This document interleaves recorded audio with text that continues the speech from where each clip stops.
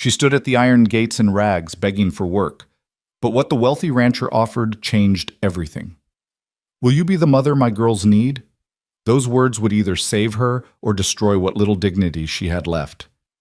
This is the story of Lydia Kane, a widow who had nothing, and Grant Mercer, a man who had everything except hope. Stay until the end to see how one desperate moment transformed into something extraordinary, and comment your city below so I can see how far this story reaches across the world. The dust rose in angry swirls around Lydia Kane's worn boots as she stumbled toward the gates of Sterling Ridge Ranch. Each step felt like dragging chains, chains forged from loss, poverty, and a crushing weight of shame that had become her constant companion. The Colorado sun beat down mercilessly on this autumn day in 1885, turning the world into shimmering waves of heat that made everything feel like a fever dream. But this was no dream. This was survival, raw and desperate. Her dress, if it could still be called that, hung from her thin frame in tatters. Once a respectable brown cotton day dress, it was now a patchwork of tears and stains, the hem caked with the dirt of 100 miles walked. Her shawl, threadbare and moth-eaten, provided neither warmth nor dignity. She clutched it around her shoulders anyway, as if the gesture itself could hold together the pieces of the woman she used to be. Lydia paused 50 yards from the entrance, her breath coming in ragged gasps. The ranch sprawled before her like a kingdom from another world, a world she no longer belonged to. The main house stood 3 stories tall, painted pristine white with forest green shutters that gleamed in the sunlight. Wraparound porches embraced the structure on 2 levels, and she could see rocking chairs swaying gently in the breeze, as if ghosts of happiness still lived there. Beyond the house, she counted at least 4 barns, their red paint fresh and bold. Corrals stretched in every direction, filled with horses that looked like they'd been brushed by angels. Cattle dotted the distant hills, hundreds of them, maybe thousands. Water troughs sparkled.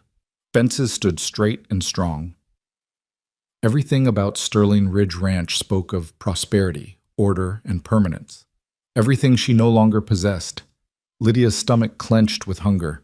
She hadn't eaten in 2 days, unless you counted the handful of wild berries she'd found yesterday that had left her sick and dizzy. Her last real meal had been 4 days ago in the town of Prospect, where a kind bakery owner had given her stale bread in exchange for sweeping his storefront. Before that, she couldn't remember. The weeks since she'd lost everything had blurred into an endless march of putting one foot in front of the other, sleeping in abandoned wagons and beneath rocky overhangs, and trying desperately to outrun the memories that haunted every step. She had heard about Sterling Ridge Ranch from travelers on the road. They spoke of Grant Mercer, the widower who owned it. A hard man, they said, but fair. Rich beyond measure, but broken by the death of his wife 3 years prior. He had 2 daughters, they told her, young girls growing up without a mother's touch. The ranch was always looking for help, or so the rumors went. But when Lydia had inquired in the last town, asking how to find work at Sterling Ridge, the response had been discouraging. "Mercer don't hire just anyone," an old-timer had told her, looking her up and down with undisguised pity. "He's particular. Wants people with references, people he can trust. You look like—" He'd trailed off, but Lydia had understood. She looked like exactly what she was, desperate, homeless, and alone. Still, she had nowhere else to go. Winter was coming. She could feel it in the morning air and the way the aspens on the mountainsides had already begun turning gold. She needed shelter. She needed food. She needed to stop running from the ghosts of her past, even if she could never escape them. Taking a deep breath, Lydia forced her legs to move again. As she drew closer to the gates, she noticed a man standing in the shadow of the entrance, a steward by the looks of his clothing. He wore clean dungarees and a pressed shirt, a wide-brimmed hat shading his face. He'd been watching her approach, she realized, probably for the last 10 minutes. The thought made her skin crawl with humiliation. "State your business," the steward called out when she was still 20 feet away. His voice carried an edge of contempt that made her falter mid-step. Lydia cleared her throat, trying to summon moisture into her parched mouth. I'm looking for work, sir. I heard that Sterling Ridge might need help in the house." The steward laughed, a short, ugly bark of sound. He stepped fully into the sunlight, and Lydia could see he was younger than she'd first thought, perhaps 30, with a narrow face and cold eyes. Work? You? He looked her up and down with such obvious disdain that Lydia felt her cheeks burn. Lady, we don't hire vagrants here. Mr. Mercer runs a respectable operation. What do you think you could possibly offer? I can clean, sir. I can cook. I can care for children. I'm willing to work hard, harder than anyone. You just need to move along, the steward interrupted, waving his hand dismissively. We don't need your kind here. Dust and desperation, that's all you are. Sterling Ridge has standards. The words hit like physical blows. Dust and desperation. Is that what she'd become? Lydia's vision blurred with tears she refused to let fall. She'd cried enough in the past months to fill rivers. She wouldn't give this man the satisfaction of seeing her break. She was about to turn away, to add Sterling Ridge to the long list of places that had rejected her, when a different voice cut through the air like a knife through silk. That's enough, Patterson. Lydia's head snapped up. A man had emerged from the house, tall, broad-shouldered, and commanding even from a distance. He moved with the confident stride of someone who'd never had to question his place in the world, his boots striking the ground with purpose as he crossed the yard toward the gate. As he drew closer, Lydia could make out more details. Dark hair touched with gray at the temples, a strong jaw shadowed with stubble, eyes the color of storm clouds. He wore simple rancher's clothing, dark trousers, a cream-colored shirt with the sleeves rolled to his elbows, a leather vest that had seen years of use. This had to be Grant Mercer. The steward, Patterson, immediately straightened, his expression shifting from sneering superiority to cautious respect. Mr. Mercer, sir, I was just sending this woman on her way. She came looking for work, but clearly she's not. I'll decide what's clear and what isn't, Grant said, his voice low and controlled. He stopped a few feet from Lydia, his gaze sweeping over her with an intensity that made her want to shrink back. But she held her ground, lifting her chin despite the trembling in her limbs. Up close, she could see the lines of grief etched around his eyes, the hardness in his expression that spoke of a man who'd built walls around himself and didn't let anyone through. He was perhaps 40, maybe a year or two older, and handsome in a rough, weathered way. But there was no warmth in his face, no softness. He looked like a man who'd forgotten how to smile. You want work? Grant asked, his voice flat and cold as winter stone. Yes, sir, Lydia managed, proud that her voice didn't shake. I'm a hard worker.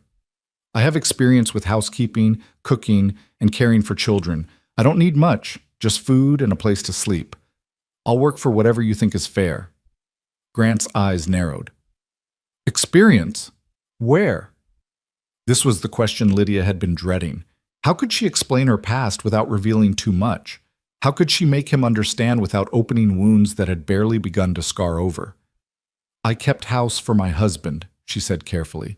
We had a homestead in Kansas. I cared for our home, our land, and our... She couldn't say it, couldn't speak of the baby she'd lost.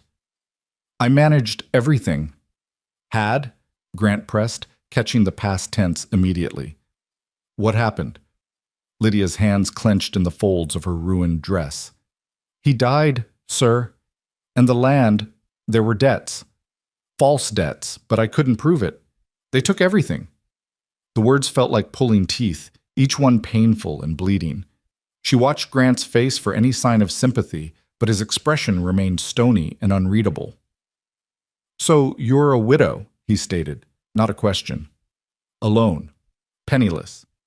And you came here hoping for charity. Not charity, Lydia said quickly, finding a spark of fire beneath her exhaustion. Work. I'll earn my keep. I don't expect handouts. Everyone expects something, Grant said, but there was a strange note in his voice now, not quite bitter, but close to it.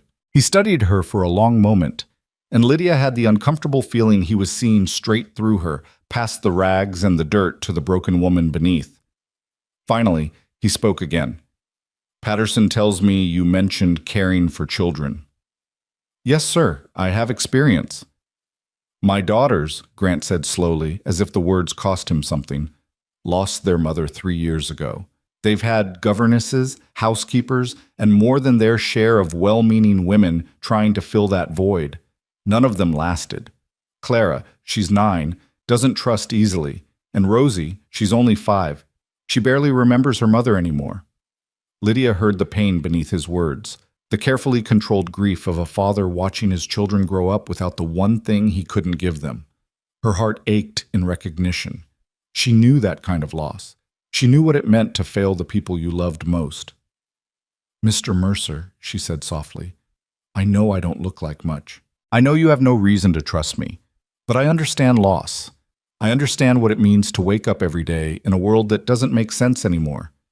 And I understand children who've been hurt." She swallowed hard. "I lost a son, sir. He was just 2 years old. I couldn't save him from the fever that took him, and 6 months later I couldn't save my husband from the grief that consumed him. But if you give me a chance, I swear I'll do everything in my power to give your daughters the care they need." The silence that followed felt eternal. Grant's face had gone completely still, his eyes locked on hers with an intensity that made her heart hammer. Patterson shifted uncomfortably beside the gate, clearly uncertain whether to intervene. When Grant finally spoke, his voice had changed, still hard, still controlled, but with something else beneath it, something almost like recognition. "I don't do charity," he said, "and I don't make promises I can't keep, but I'll offer you this.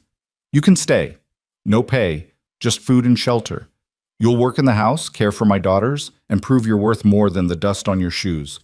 You fail, you leave. You prove yourself a liar or a thief, you leave. You do anything to hurt my girls." He let the threat hang unfinished, but the steel in his eyes completed it clearly enough.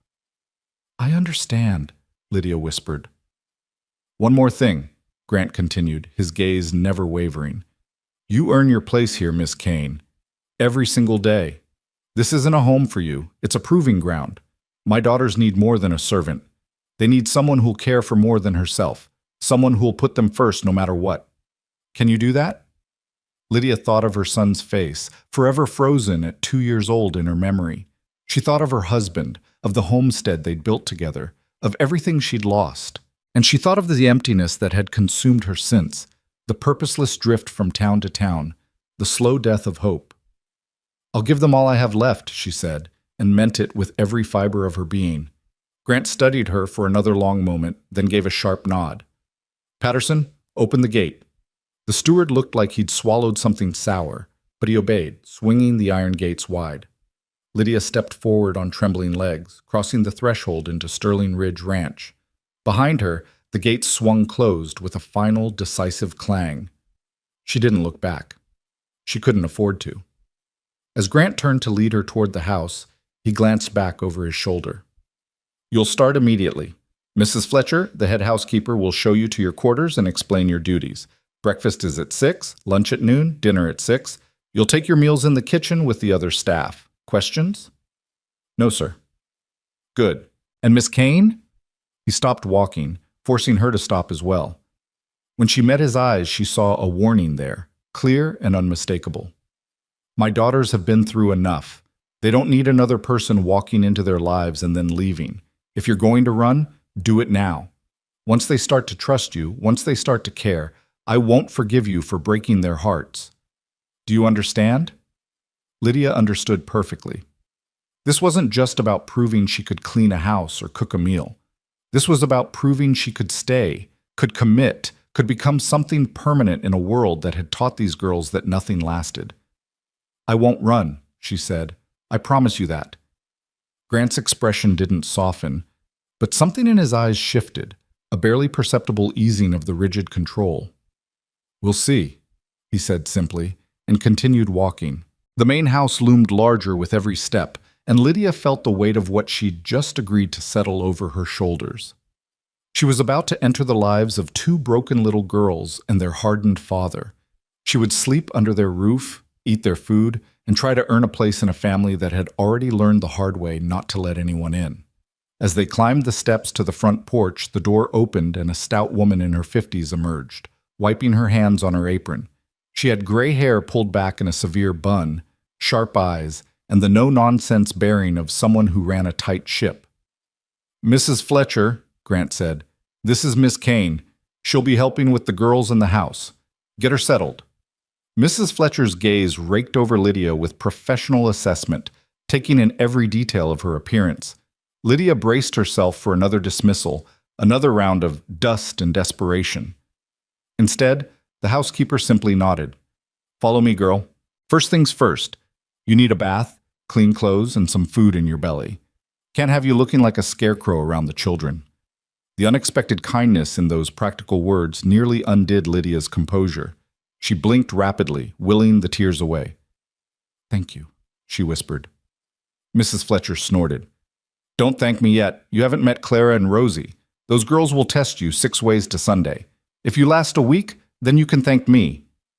As the housekeeper led her into the cool dimness of the house, Lydia caught one last glimpse of Grant Mercer. He stood on the porch, his broad back to her, hands on his hips as he surveyed his land.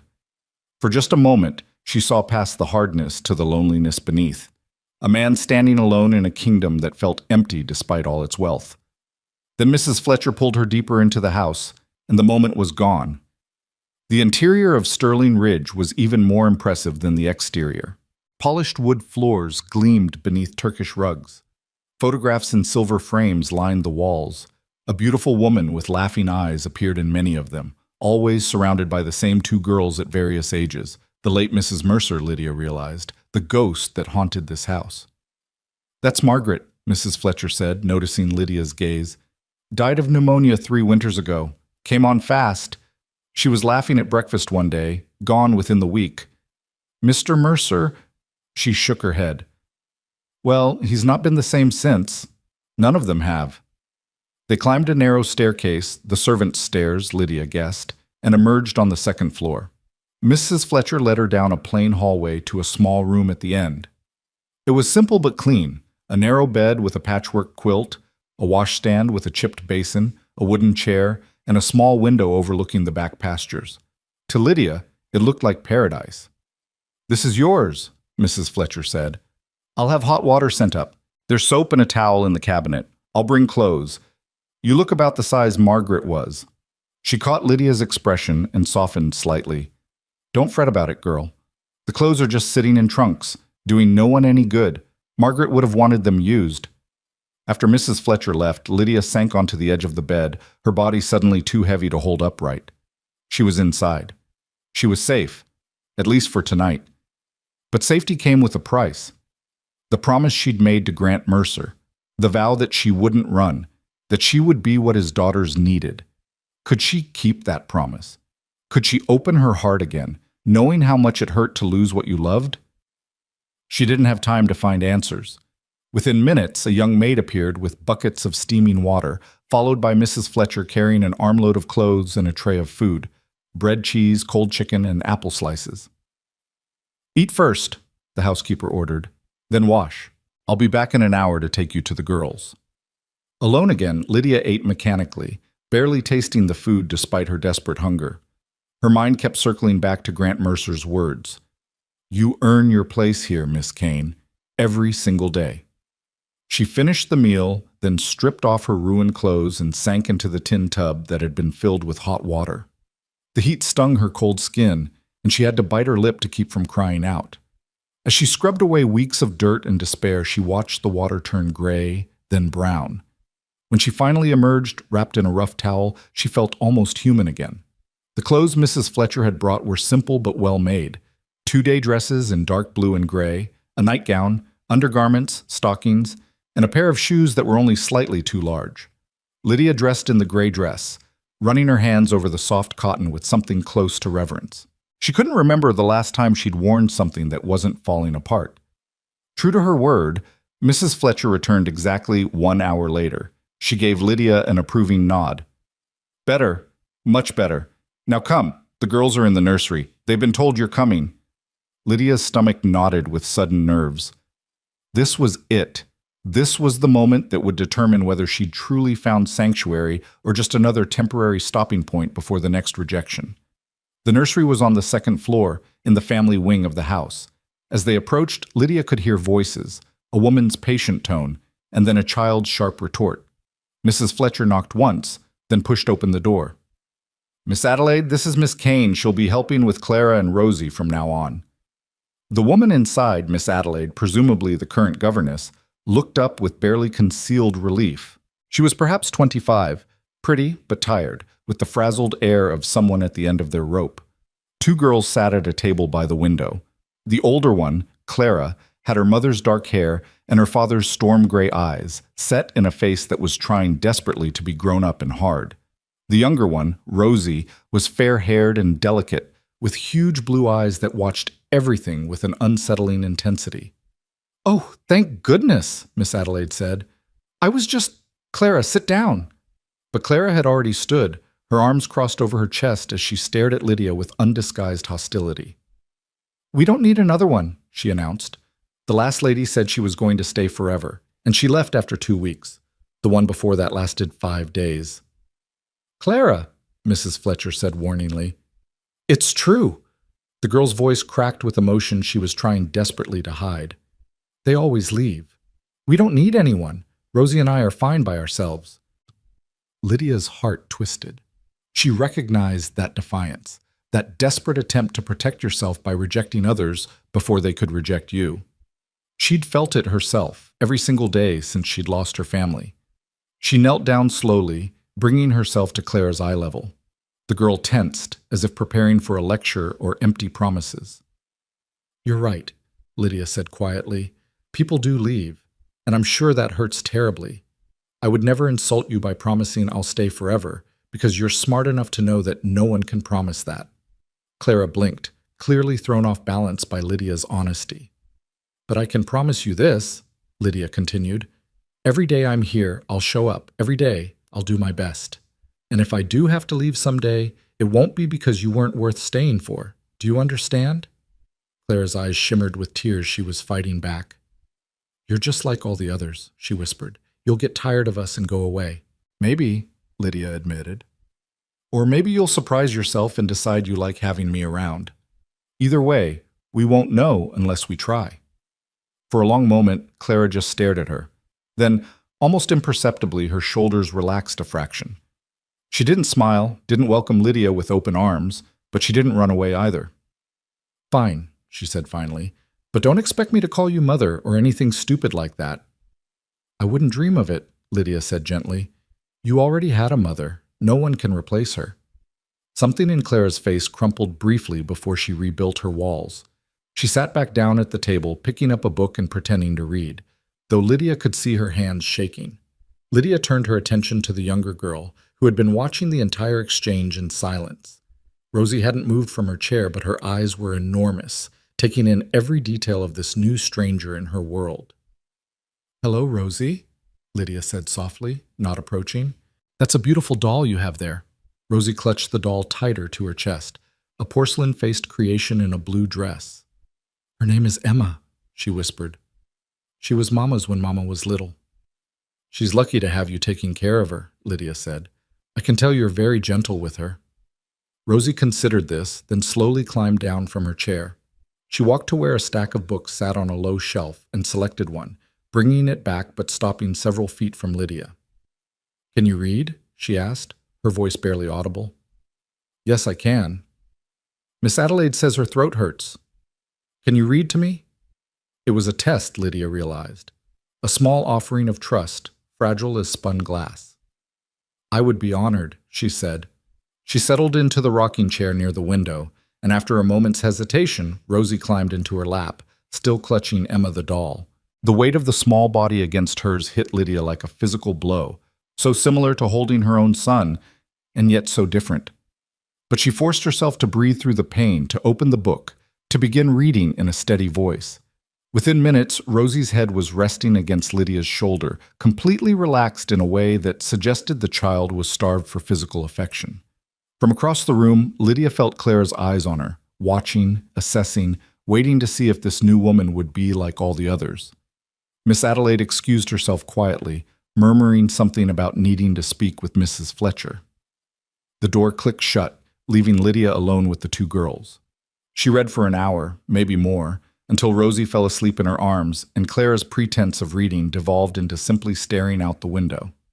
When Lydia finally closed the book, Clara spoke without looking at her. "Papa said you're here because you need work, that you don't have anywhere else to go." "That's true," Lydia admitted. There was no point in lying to this perceptive child. "So you might leave if you find something better." Clara, Lydia said gently, I don't think there is anything better than this. A warm house, good food, and two smart girls who need someone? That's more than I could have hoped for. Clara finally turned to look at her, those gray eyes so much like her father's. Do you have children? Real ones, I mean? The question hit like a knife to the ribs. Lydia fought to keep her voice steady. I had a son. He died when he was very young. Oh. Clara's face softened with understanding beyond her years. That's why you look sad sometimes. Even when you're smiling. Out of the mouths of babes. Lydia blinked back tears. Yes, that's why. I'm sorry your little boy died, Clara said, and the simple compassion in those words cracked something open in Lydia's chest. And I'm sorry you lost your mother, Lydia replied. It's not fair, is it? The way the people we love most can just disappear. No, Clara whispered. It's not fair at all. They sat in silence for a while, Rosie sleeping peacefully between them, the afternoon sun slanting through the windows and painting everything gold. It wasn't acceptance, not yet, but it was something, a fragile beginning, the first tenuous thread of connection.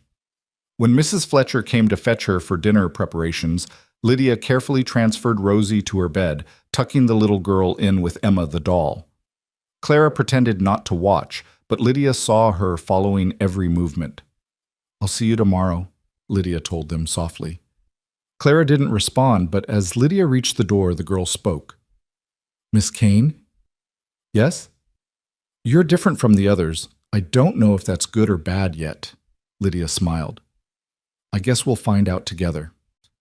That night, lying in her narrow bed in the small room that was now hers, Lydia stared at the ceiling and thought about the strange turn her life had taken. This morning, she'd been a woman with nothing, turned away from yet another door. Tonight, she had a roof over her head, food in her belly, and the weight of two young lives beginning to rest in her hands. Grant Mercer's words echoed in her mind. You earn your place here, Miss Kane. Every single day, she would earn it, she vowed silently. Not just for the shelter and food, but for something more important. The chance to matter again. The chance to fill the aching void inside her with purpose. The chance to be needed. Outside her window, the ranch settled into darkness. Somewhere in the house, those two girls were sleeping, surrounded by ghosts and grief. And somewhere, their father was carrying the weight of keeping everything together while slowly crumbling inside. Lydia closed her eyes and whispered a prayer, the first real prayer she'd managed since losing everything. Not a prayer for herself, but for them. For Clara with her brittle walls, for Rosie with her desperate need for affection, for Grant with his lonely burden. And for herself, just one small request, the strength to stay, the courage not to run when things got hard, the wisdom to know how to help these broken people without breaking herself in the process. As sleep finally claimed her, exhausted and tentative, Lydia Kane didn't know that she was about to face the hardest fight of her life. She didn't know about the threats that would come, the poison that would nearly kill her, or the accusations that would almost destroy everything. But she'd made a promise at those iron gates, and she intended to keep it, no matter what it cost. The woman who had arrived in rags, begging for work, was about to discover that the rancher's question, "Will you be the mother my girls need?" was both an offer and a challenge that would test every ounce of strength she had left. And the test was only beginning. Dawn came to Sterling Ridge Ranch like a whisper, pale light creeping across the mountains and spilling into the valleys below. Lydia woke to unfamiliar sounds, the lowing of cattle in distant pastures, the creak of wagon wheels on hard-packed earth, men's voices calling to each other as the ranch stirred to life. For a disoriented moment, she didn't know where she was. Then memory flooded back. The iron gates, Grant Mercer's cold challenge, Clara's suspicious eyes, Rosie's small weight in her lap. She sat up, her body aching from yesterday's long walk, but her mind sharp with purpose. Through her small window, she could see the sky turning from gray to gold. The clock on her washstand read 4:30. Breakfast wasn't until 6, but Lydia had learned long ago that earning your place meant being awake before you were needed. She dressed quickly in the blue cotton dress, braided her hair, and made her way down the servants' stairs. The house was still mostly silent, though she could hear movement from the kitchen below. When she entered, she found Mrs. Fletcher already there, kneading dough with strong, practiced hands. The housekeeper looked up in surprise. "You're up early," she said, though approval flickered in her eyes. "Couldn't sleep?" "Thought I'd make myself useful," Lydia replied. "What needs doing?" Mrs. Fletcher studied her for a long moment, then gestured to a pile of potatoes. "Those need peeling, coffee needs making, and if you know how to make decent biscuits, there's flour and butter in the pantry." Lydia rolled up her sleeves and got to work. Her hands remembered the rhythms even though months had passed since she'd had a real kitchen to work in. Peel, slice, rinse, measure, mix, knead. The simple repetitive motions were almost meditative, grounding her in this new reality. As she worked, other staff began trickling in. A young maid named Sarah with freckles and a shy smile, an older cook's assistant called Tom who moved with a limp, and Patterson, the steward from yesterday, who gave Lydia a cold look before taking his coffee outside. Mrs. Fletcher saw the exchange and made a small disapproving noise in her throat. "Don't mind Patterson," she said quietly. "He's been with Mr. Mercer since the beginning, and he's protective. Takes his job too seriously sometimes, thinks he's guarding the gates of heaven itself." "He called me dust and desperation," Lydia said, keeping her voice neutral. I heard about that." Mrs. Fletcher's mouth tightened. "He was out of line. But between you and me, girl, he's seen a parade of women come through here claiming they wanted to help with those girls. Some wanted Mr. Mercer's money, some wanted his name. Some just liked the idea of playing mother without understanding the work it takes. Not a one of them lasted more than a few weeks." "I'm not like them," Lydia said quietly. "We'll see." But there was less skepticism in Mrs. Fletcher's tone now. "Actions prove what words can't. You show up every day, you do the work, you don't complain. That'll speak louder than any promises." By the time 6 o'clock arrived, Lydia had helped prepare a breakfast that could feed an army: scrambled eggs, bacon, sausages, biscuits with gravy, fried potatoes, and fresh fruit. The dining room table was set for Mr. Mercer and the girls, while the kitchen table accommodated the house staff. "Ranch hands ate in the bunkhouse," Mrs. Fletcher explained. Lydia was carrying a platter of biscuits to the dining room when she heard footsteps on the stairs, light, running steps that could only belong to children. She set the platter down just as Rosie came barreling into the room, still in her nightgown, her blonde hair a wild tangle. "Miss Kane!" The little girl's face lit up with genuine delight. "You're still here!" The words hit Lydia square in the chest. Of course, Rosie had expected her to disappear in the night, like all the others apparently had. She knelt down, bringing herself to the child's level. "Of course I'm still here," she said gently. "I told you I'd see you today, didn't I?" Rosie nodded solemnly, then launched herself forward, wrapping small arms around Lydia's neck in a fierce hug. Over the child's shoulder, Lydia saw Clara standing in the doorway, watching with those two old eyes. The older girl was already dressed, her hair neatly braided, her expression carefully neutral.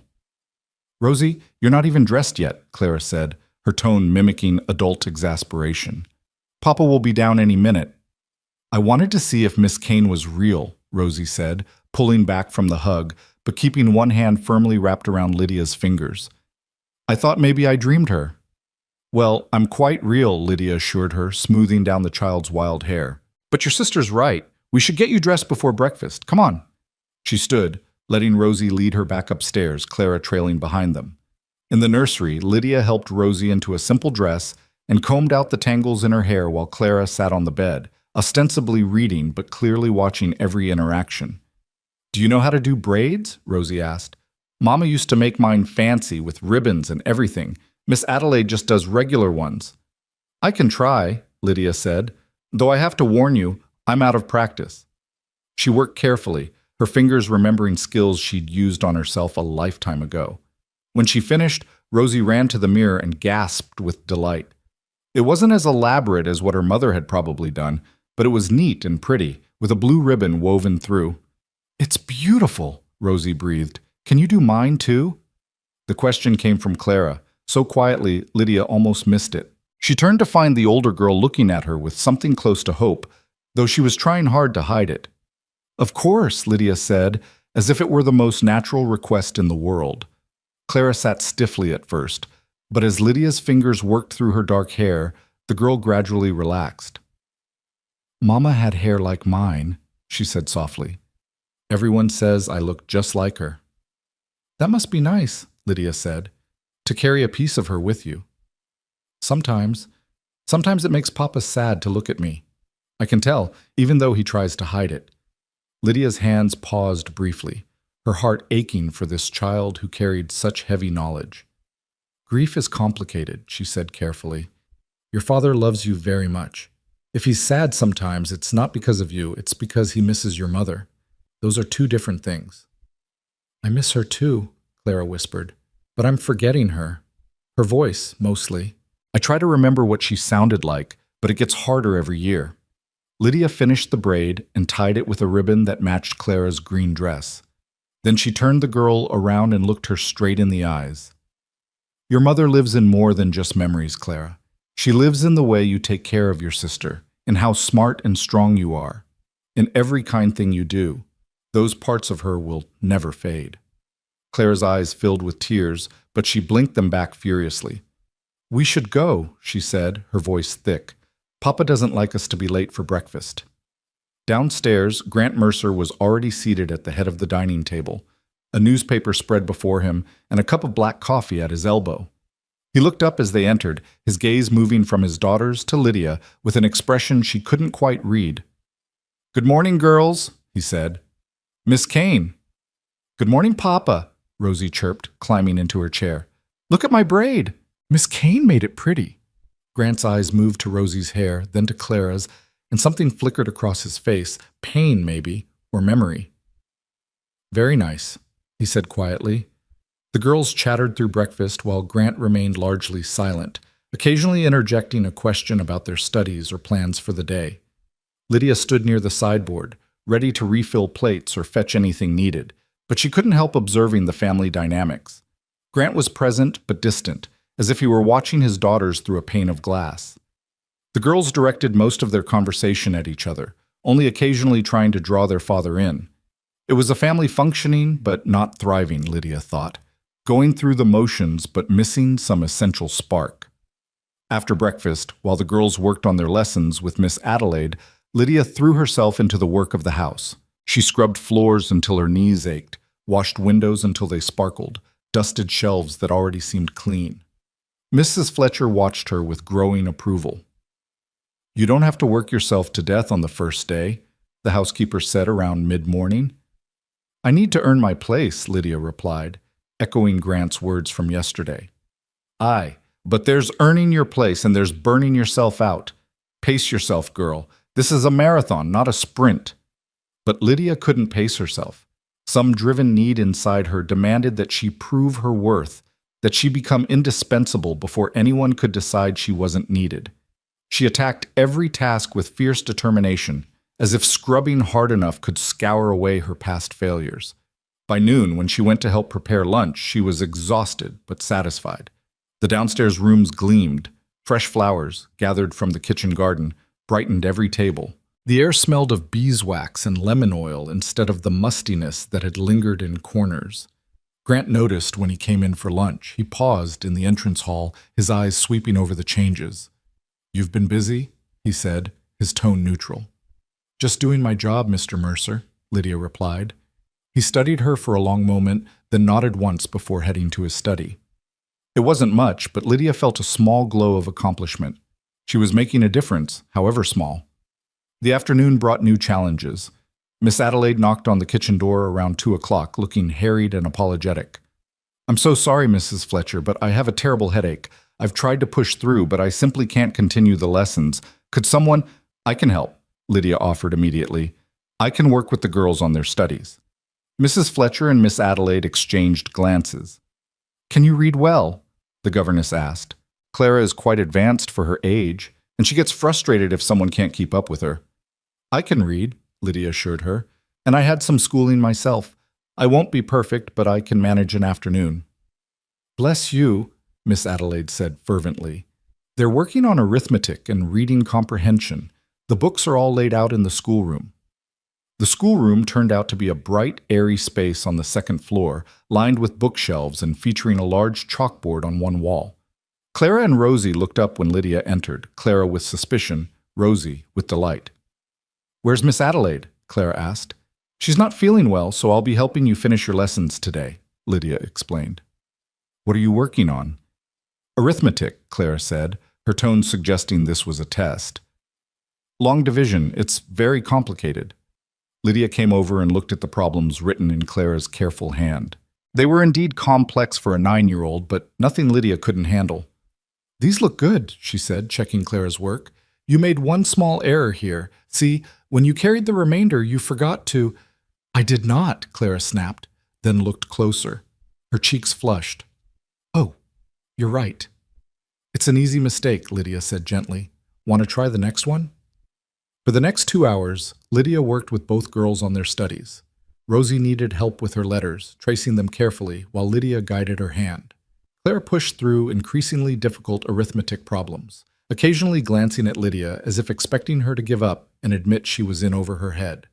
But Lydia had always been good with numbers, and she found herself genuinely enjoying the challenge of explaining concepts in ways the sharp young mind could grasp. "You're good at this," Clara admitted grudgingly as they finished. "Most of the others couldn't help with my math. They just told me to wait for Miss Adelaide." "Well, I used to help manage accounts for our homestead," Lydia said. "You have to be good with numbers when you're trying to make a farm turn a profit." "Did you?" Clara asked. "Turn a profit, I mean." Lydia's smile turned sad. "Some years. Others were harder. That's the way of farming. You're always at the mercy of weather and luck." "And now you're here," Clara said, watching her carefully. "Do you hate it, being a servant instead of running your own place?" It was a perceptive question, cutting right to something Lydia had been trying not to think about. "I don't hate it," she said honestly. "It's different, certainly. But there's dignity in any honest work. And I'd rather be here helping your family than out there with nowhere to go." Clara processed this, then nodded slowly. "Papa says honest work is nothing to be ashamed of. He says some people think they're too good to get their hands dirty, but those are usually the people who've never had to work for anything. Your father sounds like a wise man." "He's sad," Rosie piped up, looking up from her letters. "Papa is always sad now. Do you think he'll ever be happy again?" The question hung in the air, painful and profound. Lydia crouched down beside the little girl. "I think sadness is something we carry with us after we lose someone we love," she said carefully. "But that doesn't mean we can never be happy again. It just means the happiness is different. It has shadows in it. But shadows prove there's still light." "That's pretty," Rosie said. "Did you make that up?" "Just now," Lydia admitted. Clara was quiet, but Lydia could see her thinking, processing. These girls were so starved for honest conversations about their grief, for acknowledgement that their world had changed and would never be the same. Everyone probably tiptoed around it, trying to protect them, when what they really needed was someone who could sit with them in their sadness and not try to fix it. That evening, after helping Mrs. Fletcher prepare and serve dinner, Lydia was exhausted but determined to see the day through properly. She asked if she could help get the girls ready for bed, and Mrs. Fletcher waved her toward the stairs. "Go on. Miss Adelaide is still nursing that headache. The girls could use someone to settle them down." In the nursery, Lydia found Clara already in her nightgown, reading by lamplight, while Rosie played with Emma the doll, having a quiet, elaborate conversation with the porcelain figure. "Time for bed, little ones," Lydia said gently. "I'm not little," Clara protested automatically, but she marked her page and set the book aside. Rosie, however, looked up with hopeful eyes. "Will you read to us? Like yesterday?" "If you'd like," Lydia said. "Yes." Rosie scrambled into her bed, clutching Emma. After a moment's hesitation, Clara climbed into hers as well.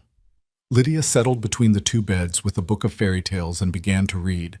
Her voice was soft but clear, bringing the stories to life with subtle changes in tone for different characters. Rosie was entranced, hanging on every word. Even Clara, who'd probably heard these stories a dozen times, seemed drawn in. When Lydia finished the third tale, Rosie was already half asleep. Clara, however, was still watching her with those thoughtful gray eyes. "Miss Kane?" the older girl whispered. "Yes?" "In the stories, the mothers always die or disappear. Why is that?" Lydia set the book aside, giving the question the weight it deserved. I don't know, she admitted. Maybe because the people who wrote these stories understood that sometimes the hardest thing about growing up is learning that we can't keep everything safe forever. That loss is part of life. I hate that part of life, Clara said fiercely. So do I, Lydia agreed. So do I. She was about to stand when Clara spoke again, so quietly Lydia almost missed it. Thank you for not lying to us, for not pretending everything is fine when it's not. You're welcome, Lydia whispered back. She was tucking the blankets around Rosie when the door opened and Grant Mercer stepped in. He stopped short, clearly not expecting to find her there. Mr. Mercer, Lydia said, straightening. I was just finishing up. Miss Adelaide still wasn't feeling well, so I offered to help. Papa, Rosie said sleepily. Miss Kane read us stories, 3 whole stories. Grant's expression softened as he looked at his younger daughter. That was kind of her. He moved to Rosie's bedside, bending to kiss her forehead. Sweet dreams, little one. Love you, Papa, Rosie murmured, already drifting off. He moved to Clara's bed next, and Lydia saw the tenderness break through his usual stern exterior. Good night, Clara Bear. Good night, Papa. Clara hesitated, then added, Miss Kane helped me with my arithmetic today. She's really smart. Grant's eyes flickered to Lydia, surprise evident. Is that so? She's better at math than Miss Adelaide, Clara continued, and she doesn't treat me like I'm stupid when I make mistakes. I'm glad, Grant said quietly. He kissed Clara's forehead as well, then straightened. Sleep well. Lydia dimmed the lamp and followed Grant out into the hallway, closing the door softly behind them. They stood in the quiet corridor, and for a moment neither spoke. Finally, Grant said, You've made quite an impression on them, both of them. They're wonderful girls, Lydia replied. You should be very proud. I am. He paused, seeming to struggle with something. I know I was harsh yesterday, when you first arrived. I want you to understand. You don't need to explain, Lydia interrupted gently. You're protecting your daughters. I would have done the same. He studied her in the dim light of the hallway. Miss Adelaide says you managed their lessons better than she does. That Clara actually enjoyed arithmetic for once. Clara's brilliant. She just needs someone who can keep up with her mind. It runs faster than most people's. Something that might have been a smile ghosted across Grant's face. Yes, she's like her mother that way. Margaret could solve problems in her head that would take me pencil and paper to work through.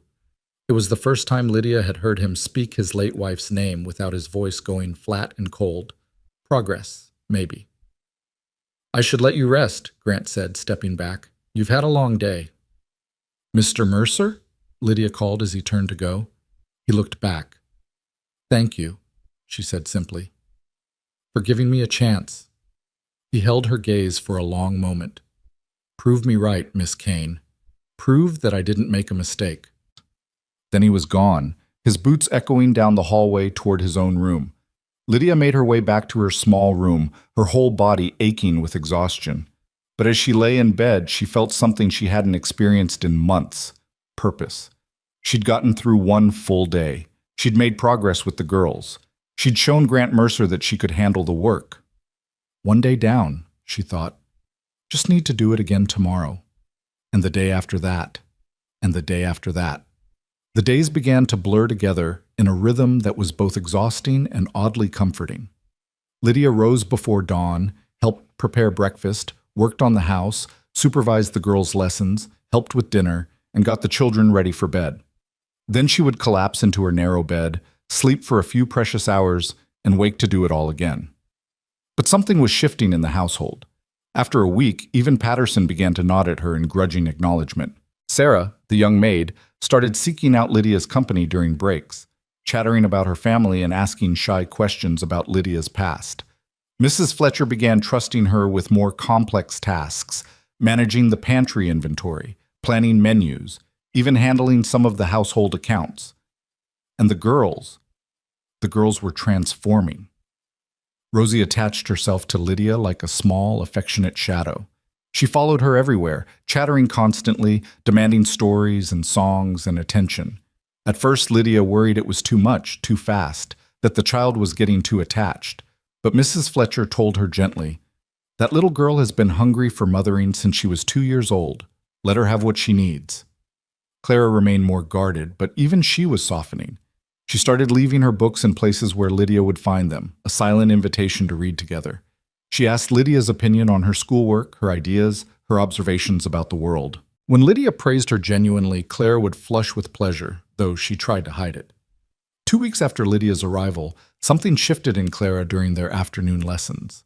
They'd been working on a particularly challenging reading passage, discussing themes and meanings, when Clara suddenly set down her pencil and looked at Lydia with unusual intensity. "You're not going to leave, are you?" the girl asked abruptly. Lydia chose her words carefully. "I don't plan to, Clara. I want to stay. But you might have to anyway, like if Papa decides he doesn't want you here anymore, or if something bad happens." "Those things are possible," Lydia admitted, "but I'm not planning on going anywhere. This is my home now, as long as your father allows it." Clara bit her lip, her eyes suspiciously bright. "The others said that too, but they lied." "I'm not lying," Lydia said firmly. "Clara, look at me." When the girl did, Lydia continued, "I promise you, if I ever have to leave, it won't be because I want to, and I'll make sure you know why. No disappearing in the night, no unexplained goodbyes. Do you believe me?" Clara stared at her for a long moment, then nodded slowly. "I think I do," she whispered. Then, in a rush, as if the words had been building for weeks, "I'm glad you're here. Rosie and I both are, even if I don't always show it." Lydia's throat tightened with emotion. "I'm glad I'm here too, sweetheart." It was the first time she'd used an endearment, and Clara didn't flinch away from it. Instead, she gave a small, real smile, the first Lydia had seen from her. That night, when Lydia was reading the bedtime story, Rosie interrupted to make an announcement. "Miss Kane, when we say our prayers, can we say thank you for you?" "If you'd like," Lydia managed, her voice thick. "We do," Clara said quietly from her bed. "Right, Rosie?" "Right," Rosie agreed enthusiastically. After the girls fell asleep, Lydia stayed for a moment, watching them in the soft lamplight. These broken little souls who'd let her in despite every reason not to, these brave children who'd been hurt so badly but still had the courage to try again. She was about to leave when Grant appeared in the doorway again. It had become something of a routine. He'd come say goodnight to the girls, and he and Lydia would exchange a few words in the hallway afterward. Tonight, though, something was different. Grant lingered after saying goodnight to the girls, his expression troubled. "Walk with me," he said quietly. "We need to talk." Lydia's stomach clenched with sudden anxiety. Was this it? Had she failed some test she didn't know she was taking? She followed him downstairs and out onto the front porch, where the night air was cool and sweet with the scent of late autumn.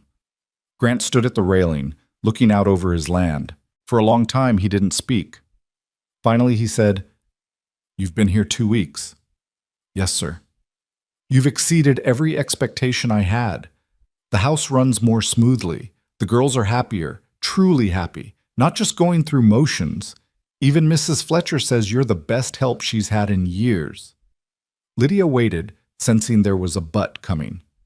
"But," Grant continued, turning to face her, "I need to know this is sustainable, that you're not just running on pure willpower that's going to burn out.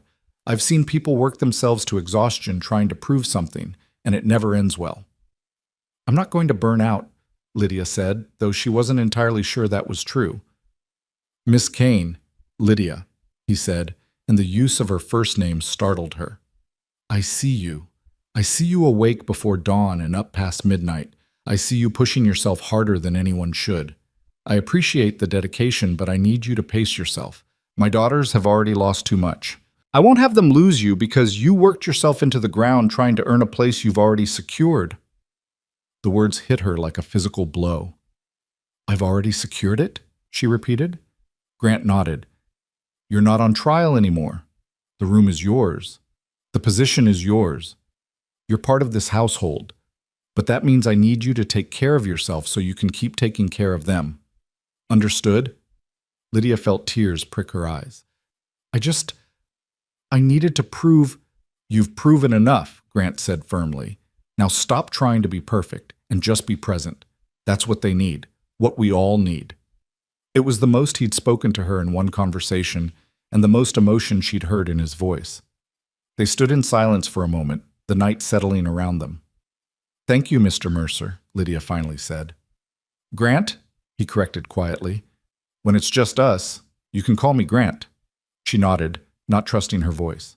"One more thing," Grant added, his tone softening further. "Tomorrow is Sunday. We don't work as much on Sundays, just essential tasks. I'd like you to take the afternoon for yourself. Go into town if you'd like, or just rest. You've earned it." "What about the girls?" "They'll manage for a few hours with Miss Adelaide and me," Grant said dryly. "I'm not completely helpless." That night, Lydia lay in bed replaying his words. "You're part of this household." She'd done it. She'd proven herself. She'd found a place to belong. But even as relief washed over her, a small voice in the back of her mind whispered a warning. Things were going too well. Life had taught her that when everything seemed stable, that's when the ground beneath your feet was most likely to crack open. She pushed the thought away, unwilling to let anxiety steal this moment of peace. Tomorrow would come soon enough, with whatever challenges it brought. Tonight she would simply allow herself to feel grateful. Outside her window, Sterling Ridge Ranch slept peacefully under a blanket of stars, unaware that danger was already beginning to circle, that enemies were watching, waiting for the perfect moment to strike. But for now, in this quiet hour, Lydia Kane had found something she'd thought she'd lost forever. A home, a purpose, and the fragile, precious hope that maybe, just maybe, she could start building a life again. The silent battle for belonging was far from over, but tonight at least she'd won a significant victory. And in the rooms down the hall, two little girls slept more soundly than they had in years, secure in the knowledge that when they woke up, the woman who'd promised to stay would still be there. That promise would be tested far more than any of them knew. The following weeks brought a warmth to Sterling Ridge that had nothing to do with the weather. October gave way to November, and the first real cold began settling into the Colorado valleys. But inside the ranch house, something was thawing. Lydia watched it happen with a mixture of wonder and cautious hope. The way Rosie's laughter came more easily now, the way Clara sometimes forgot to guard her smiles, the way even Grant seemed to carry his grief a little less heavily. On a crisp morning 3 weeks after her arrival, Lydia was in the kitchen garden, teaching the girls how to prepare the beds for winter. The garden had been neglected for years, Mrs. Fletcher had told her sadly, ever since Margaret died. But Lydia had been slowly coaxing it back to life, and now Clara and Rosie knelt beside her in the cold earth, their hands dirty and their cheeks flushed with exertion. "Why do we have to cover everything if nothing's growing?" Rosie asked, patting down straw around the base of a dormant rose bush. "Because the plants are sleeping," Lydia explained, "and just like you need blankets when you sleep, they need protection from the harsh winter. Come spring, they'll wake up stronger because we took care of them now." "Like how you take care of us?" Rosie said matter-of-factly, and Lydia's heart squeezed. Clara looked up from where she was spreading mulch. "Mama used to love this garden. She had roses everywhere, red ones, pink ones, even yellow ones that smelled like lemons." "We'll bring them back," Lydia promised. "Every single one. This garden will bloom again, Clara. You'll see." From the porch, Grant stood watching them, his coffee growing cold in his hand. He'd been doing that more often lately, pausing in his work to observe these small moments of normalcy. His daughters laughing, their hands dirty from honest work. The sound of a woman's voice mixing with theirs, gentle and patient and present. Patterson approached from the barn, his expression sour as always. "Mr. Mercer, there's a rider coming up the main road. Looks like Elias Langley." Grant's jaw tightened. Langley. The name alone was enough to spoil his morning. Elias Langley owned the neighboring spread, twice the size of Sterling Ridge, but half as productive. The man had been trying to buy Grant out for years, making increasingly aggressive offers, each one insulting in its implication that Sterling Ridge was somehow failing. "What does he want now?" Grant muttered. "Nothing good, I'd wager," Patterson replied. "Man's got the devil's own timing, always showing up when it's least convenient." Grant set down his coffee cup and descended the porch steps just as Langley rode through the gates on a glossy black stallion that probably cost more than most men made in a year. Langley himself was dressed in expensive riding clothes, his silver hair pomaded back, his mustache waxed to sharp points. He smiled as he dismounted, but the expression never reached his eyes. "Grant!" he called out jovially. "Beautiful morning, isn't it?" "Langley," Grant replied coolly. "What brings you to Sterling Ridge? Can a neighbor drop by for a friendly visit?" Langley's gaze drifted past Grant to where Lydia and the girls worked in the garden. His eyes lingered on Lydia, and something calculating flickered across his face. "I see you've hired new help. Pretty thing. Where'd you find her?" Grant's hands clenched at his sides.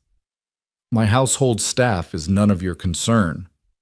Of course, Langley said smoothly. "I only meant it's good to see life returning to Sterling Ridge. The place has been rather melancholy since Margaret passed. God rest her soul." The false sympathy in his voice made Grant's blood boil, but he kept his expression neutral. "State your business, Elias." Langley's smile sharpened. "Very well. I'll be direct. I'm prepared to make you another offer for Sterling Ridge. A generous one, $50,000 for the land, the stock, and all buildings." "No." "Don't be hasty, Grant. Think about it. You could take your girls somewhere easier, somewhere without all these memories. Start fresh. I hear San Francisco is lovely." "The answer is no," Grant repeated, his voice hard as iron. "Sterling Ridge isn't for sale, not now, not ever." Langley's expression darkened briefly before he smoothed it back into false pleasantness. "You're making a mistake. This land is too much for one man to handle, especially a man distracted by grief and children. Sell to me now while my offer is fair." "Your offer isn't fair, it's insulting," Grant said flatly. "Sterling Ridge is worth 3 times what you're proposing, and we both know it. This conversation is over." For just a moment, something ugly showed in Langley's face, a flash of anger, of determination, of something darker that made Grant's instincts scream warning. Then it was gone, replaced by that oily smile. "Have it your way," Langley said, swinging back onto his horse. "But remember, Grant, stubbornness is a luxury men in your position can't afford. When you change your mind, and you will, my offer won't be as generous." He rode off without waiting for a response, his horse's hooves kicking up dust that hung in the cold air like a threat. Patterson spat on the ground. "That man's got plans, Mr. Mercer. Bad ones. I don't like the way he looked at the place. Or at Miss Kane." "Neither do I," Grant admitted. "Keep an eye out, Patterson.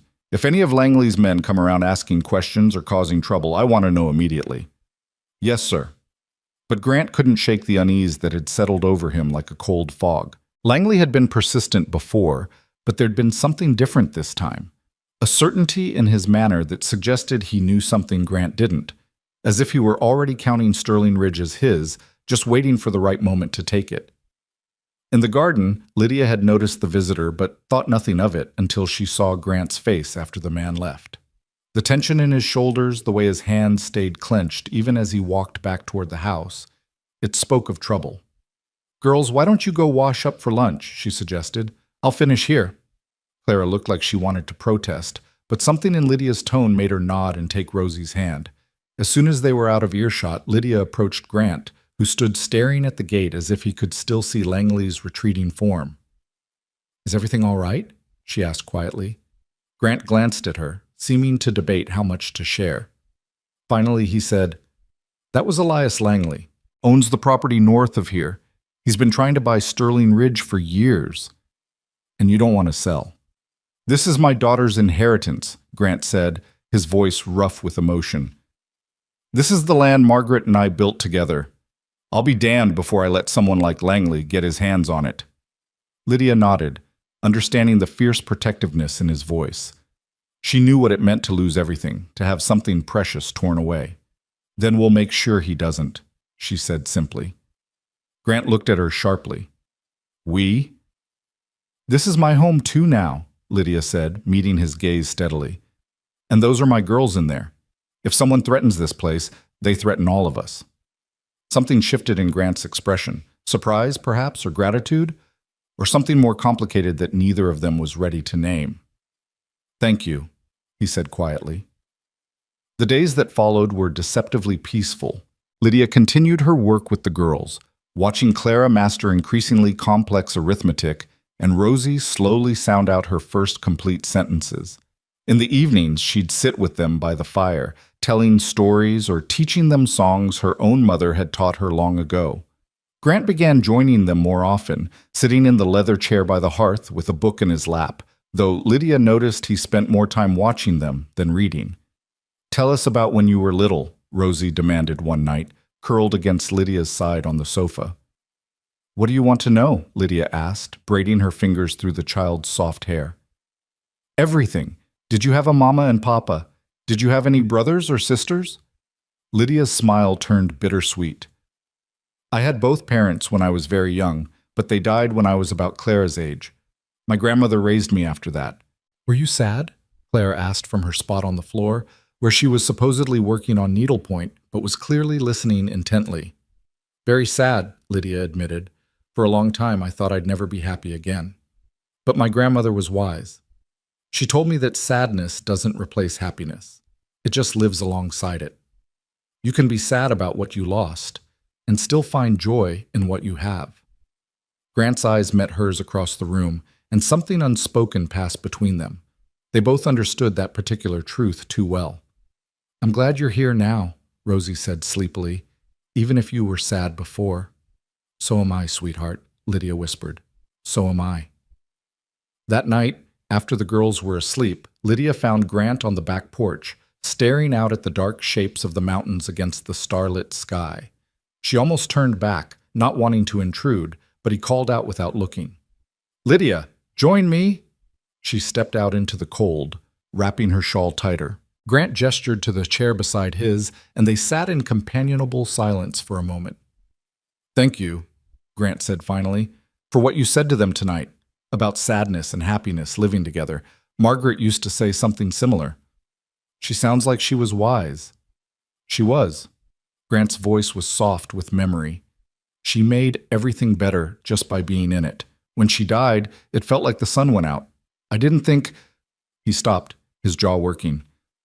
"I didn't think any of us would find our way back to light." "But you are," Lydia said gently.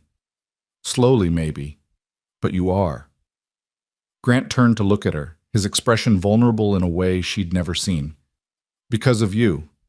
You brought something back to this house that I thought was gone forever. Hope. Warmth. Life." Lydia's breath caught. "Grant, I'm not saying this to make you uncomfortable," he said quickly. I needed you to know. What you've done for my daughters, for this family, there aren't words adequate to thank you." "You don't need to thank me," Lydia said, her voice thick with emotion. "This place, these girls, they saved me as much as I might be helping them. I have a purpose again, a reason to wake up every morning. That's worth more than any wages could ever be." They sat together in the darkness, neither quite willing to break the moment until the cold drove them finally inside. November deepened into winter's embrace. The first snow came one morning while the household still slept, blanketing Sterling Ridge in pristine white. Rosie's delighted squeals woke everyone, and soon both girls were bundled into coats and mittens, racing outside to make snow angels while Lydia and Grant watched from the porch. "Mama used to make snow angels with us," Clara called out, her voice bright with memory instead of pain. "She said they were real angels coming to visit."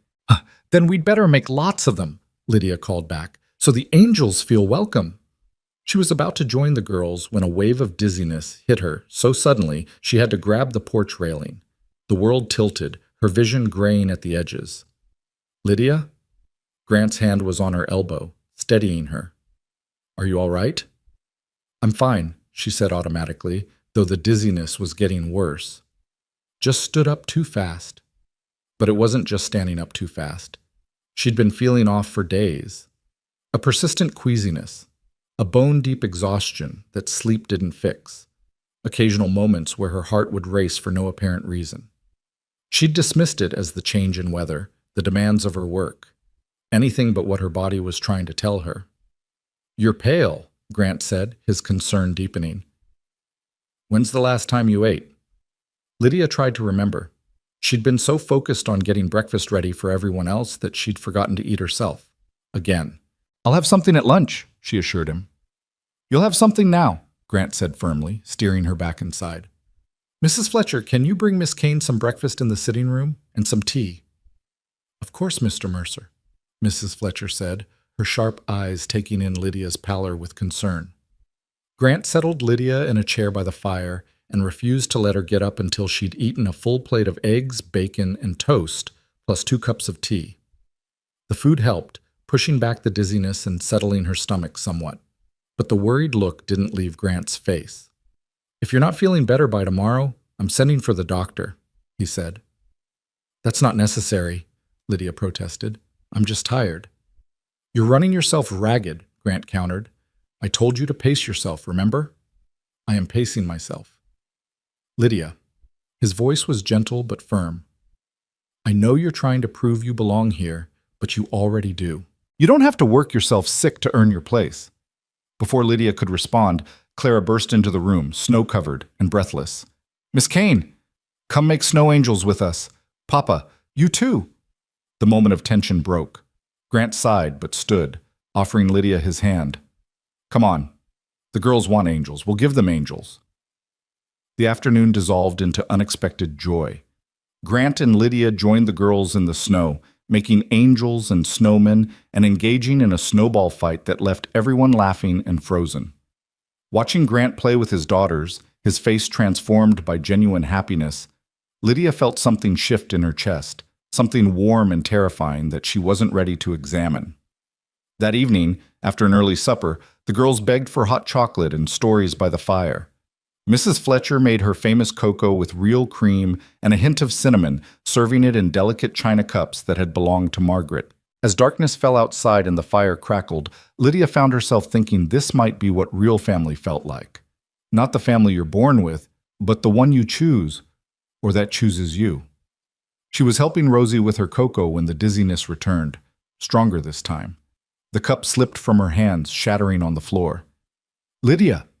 Grant was at her side instantly as she swayed. I'm sorry, she mumbled, confused by how the room was spinning.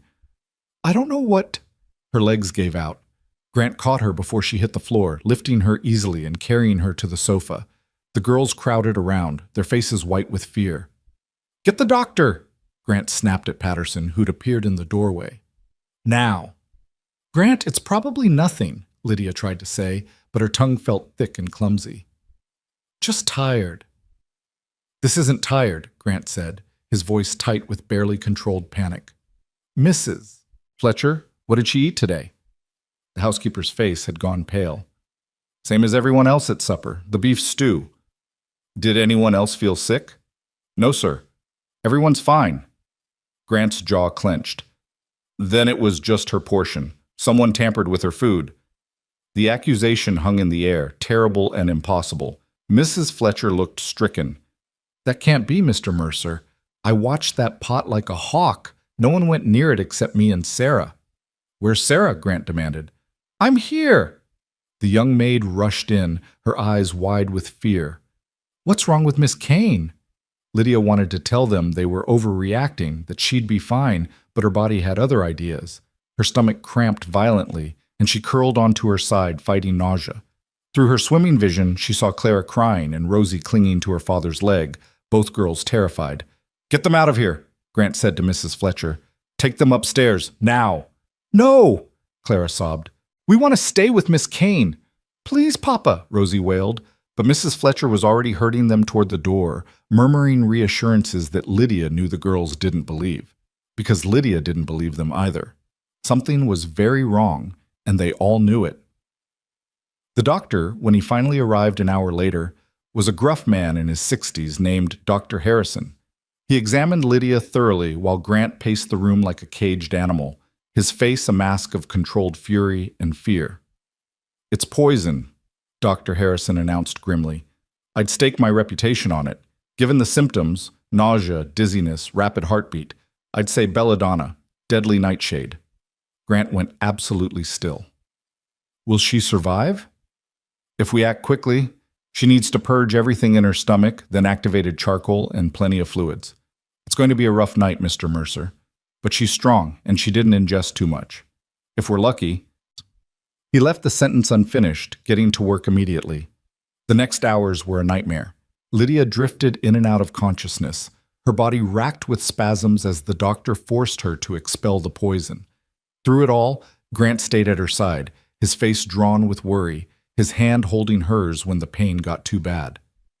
"Stay with me," he whispered during one of her more lucid moments. "Please, Lydia, don't you dare leave me. Not you." The desperation in his voice cut through her delirium. "The girls," she managed to whisper, "need to see them."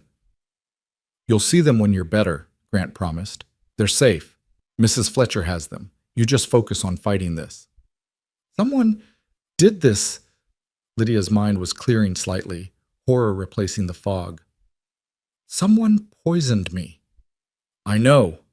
Grant's voice was cold fury. "And I'm going to find out who."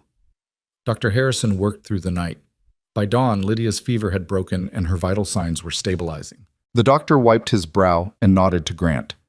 "She'll make it, but she needs complete rest for the next few days. No exertion, plenty of liquids, and someone should watch her constantly in case there are complications." "I'll watch her myself," Grant said. "Mr. Mercer, that's not—" "I said I'll watch her myself," Grant repeated, his tone brooking no argument. After the doctor left, Grant moved a chair beside the sofa where Lydia lay, wrapped in blankets and finally sleeping peacefully. He sat down heavily, his head in his hands, and for the first time in years, Grant Mercer allowed himself to feel the full weight of his fear. He'd nearly lost her. This woman who'd walked into his life just weeks ago and somehow become essential to it. This woman who'd brought light back to his daughters, who'd made his house feel like a home again. Someone had tried to take her away, and the thought filled him with a rage so profound it scared him. Patterson appeared in the doorway, his expression grim. "Found something, Mr. Mercer. You're not going to like it." Grant stood carefully, not wanting to wake Lydia. In the hallway, Patterson showed him a small glass vial, empty but with residue inside. "Found it in the woodpile behind the kitchen. Someone hid it there recently. The wood around it hadn't been disturbed by weather yet." "Can you trace it?" "Maybe, but there's more." Patterson's face darkened. "One of the ranch hands, young fellow named Tom Briggs, he left sudden-like last night, took his wages and cleared out.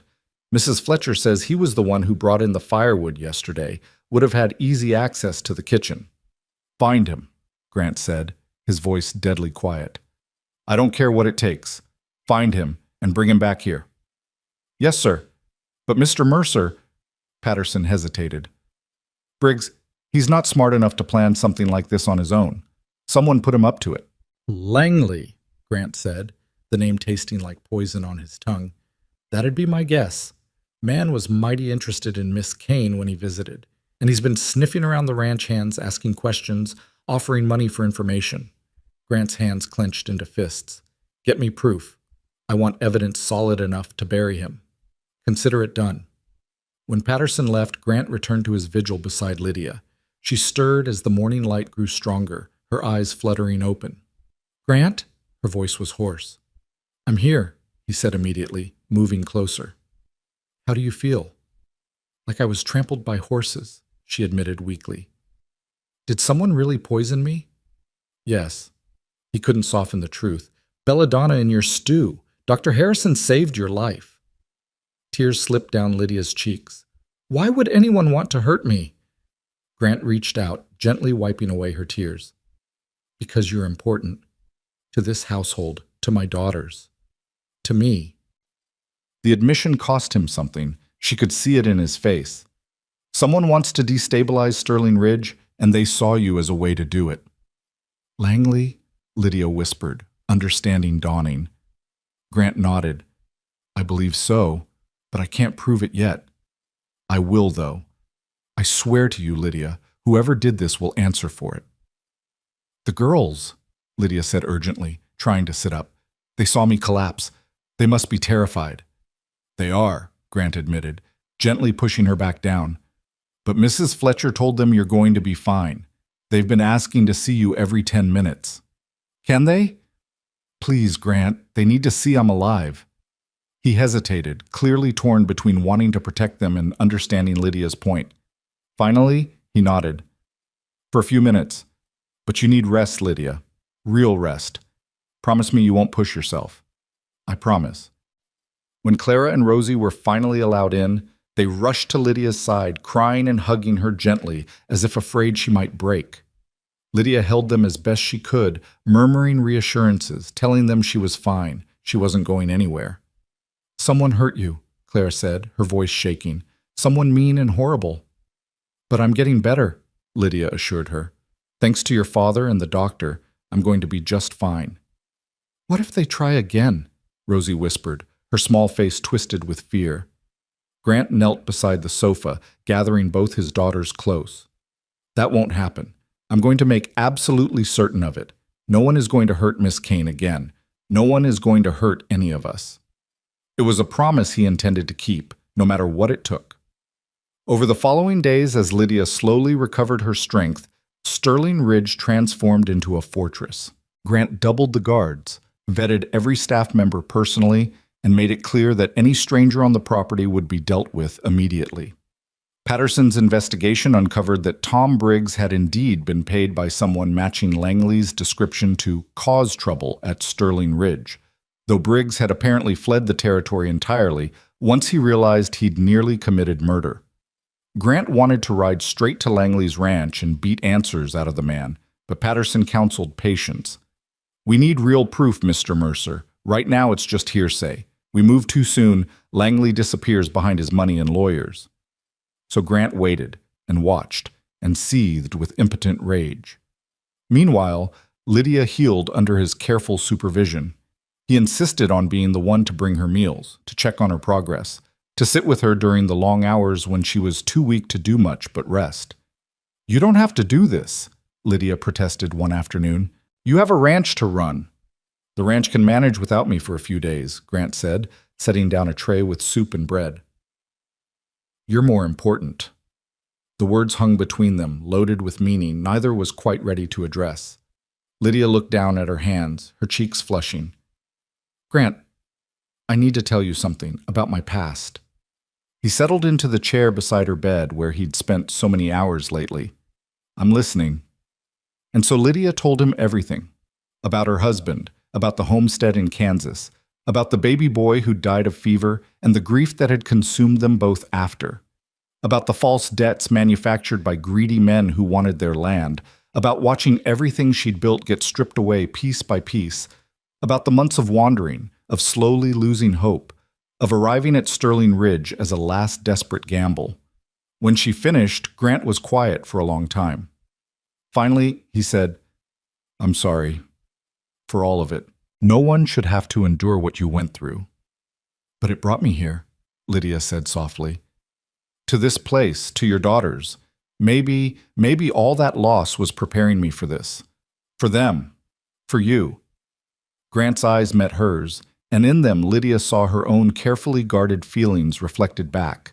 Fear, hope, longing, and something deeper that neither dared name yet. Lydia, Grant said, his voice rough. I need you to know. Whatever he'd been about to say was interrupted by shouting from downstairs. Both of them tensed. Grant was on his feet instantly, moving to the window. What is it? Lydia asked, trying to sit up despite her weakness. Riders, Grant said grimly. A lot of them, and they're coming from the direction of Langley's ranch. The storm Lydia had sensed building was finally about to break, and neither of them was quite ready for what it would bring. Grant's hand instinctively went to the rifle mounted above the bedroom door, but the riders weren't heading for Sterling Ridge. They thundered past on the main road toward town, dust rising in their wake like a warning. Still, the sight of so many men moving with such purpose sent ice through Grant's veins. Stay here, he told Lydia, already moving toward the door. I need to find out what's happening. Grant, wait! But he was already gone, his boots pounding down the stairs. Lydia pushed herself up despite her weakness, moving slowly to the window. Her body protested every movement, still recovering from the poison that had nearly killed her. Through the glass, she could see Patterson and several ranch hands gathered near the barn, their faces turned toward the road. Whatever those riders meant, it wasn't good. Downstairs, Grant found Mrs. Fletcher wringing her hands in the kitchen, her usually composed face tight with worry. Mr. Mercer, One of the stable boys just came from town. There's talk everywhere. Mr. Langley's been spreading stories. Terrible stories about Miss Kane. Grant's blood ran cold. What kind of stories? Mrs. Fletcher wouldn't meet his eyes. He's saying she's a fraud, sir. A drifter who uses false names to worm her way into wealthy homes. Says she's done it before, in Kansas and Missouri, always targeting widowers with property. He's got the whole town believing she's here to steal Sterling Ridge right out from under you. The words hit Grant like physical blows. It was brilliant in its cruelty. Langley couldn't get Sterling Ridge by force or purchase, so he was trying to destroy it from within by turning the community against them, against Lydia. "It's lies," Grant said, his voice shaking with fury. "Every word of it." "I know that, sir. We all do here. But the town—" Mrs. Fletcher shook her head. "They're calling for a public hearing at the courthouse tomorrow afternoon. They want Miss Kane to answer the charges." Grant slammed his fist on the table, making Mrs. Fletcher jump. "This is Langley's doing. He tried to kill her, and when that failed, he's trying to destroy her reputation instead." "What are we going to do?" Mrs. Fletcher asked, her voice small. "We're going to fight," Grant said grimly. "Get word to everyone who works at Sterling Ridge, ranch hands, house staff, everyone. Tell them to be ready to testify on Lydia's behalf tomorrow, and find Patterson. I need him to ride to Kansas, to that town Lydia came from. I want documentation, witnesses, anything that proves who she really is." "That'll take weeks, Mr. Mercer. The hearing's tomorrow." "Then we'll buy time," Grant said. "Whatever it takes." He took the stairs 2 at a time back to Lydia's room, where he found her dressed and trying to pin up her hair with shaking hands. She was still pale, dark circles under her eyes, but determination burned in her expression. "You heard," Grant said. It wasn't a question. "I heard enough." Lydia's voice was steady despite her trembling hands. "Langley's painting me as a con artist, a thief. It's not true, and everyone who matters knows it." "But the town doesn't know it," Lydia said, turning to face him. "Grant, I can't let you fight my battles for me. This is my past, my mess to clean up." "You're part of this family now," Grant said fiercely. "Your battles are our battles. I won't let Langley destroy you with lies." Lydia's eyes filled with tears. "What if he wins?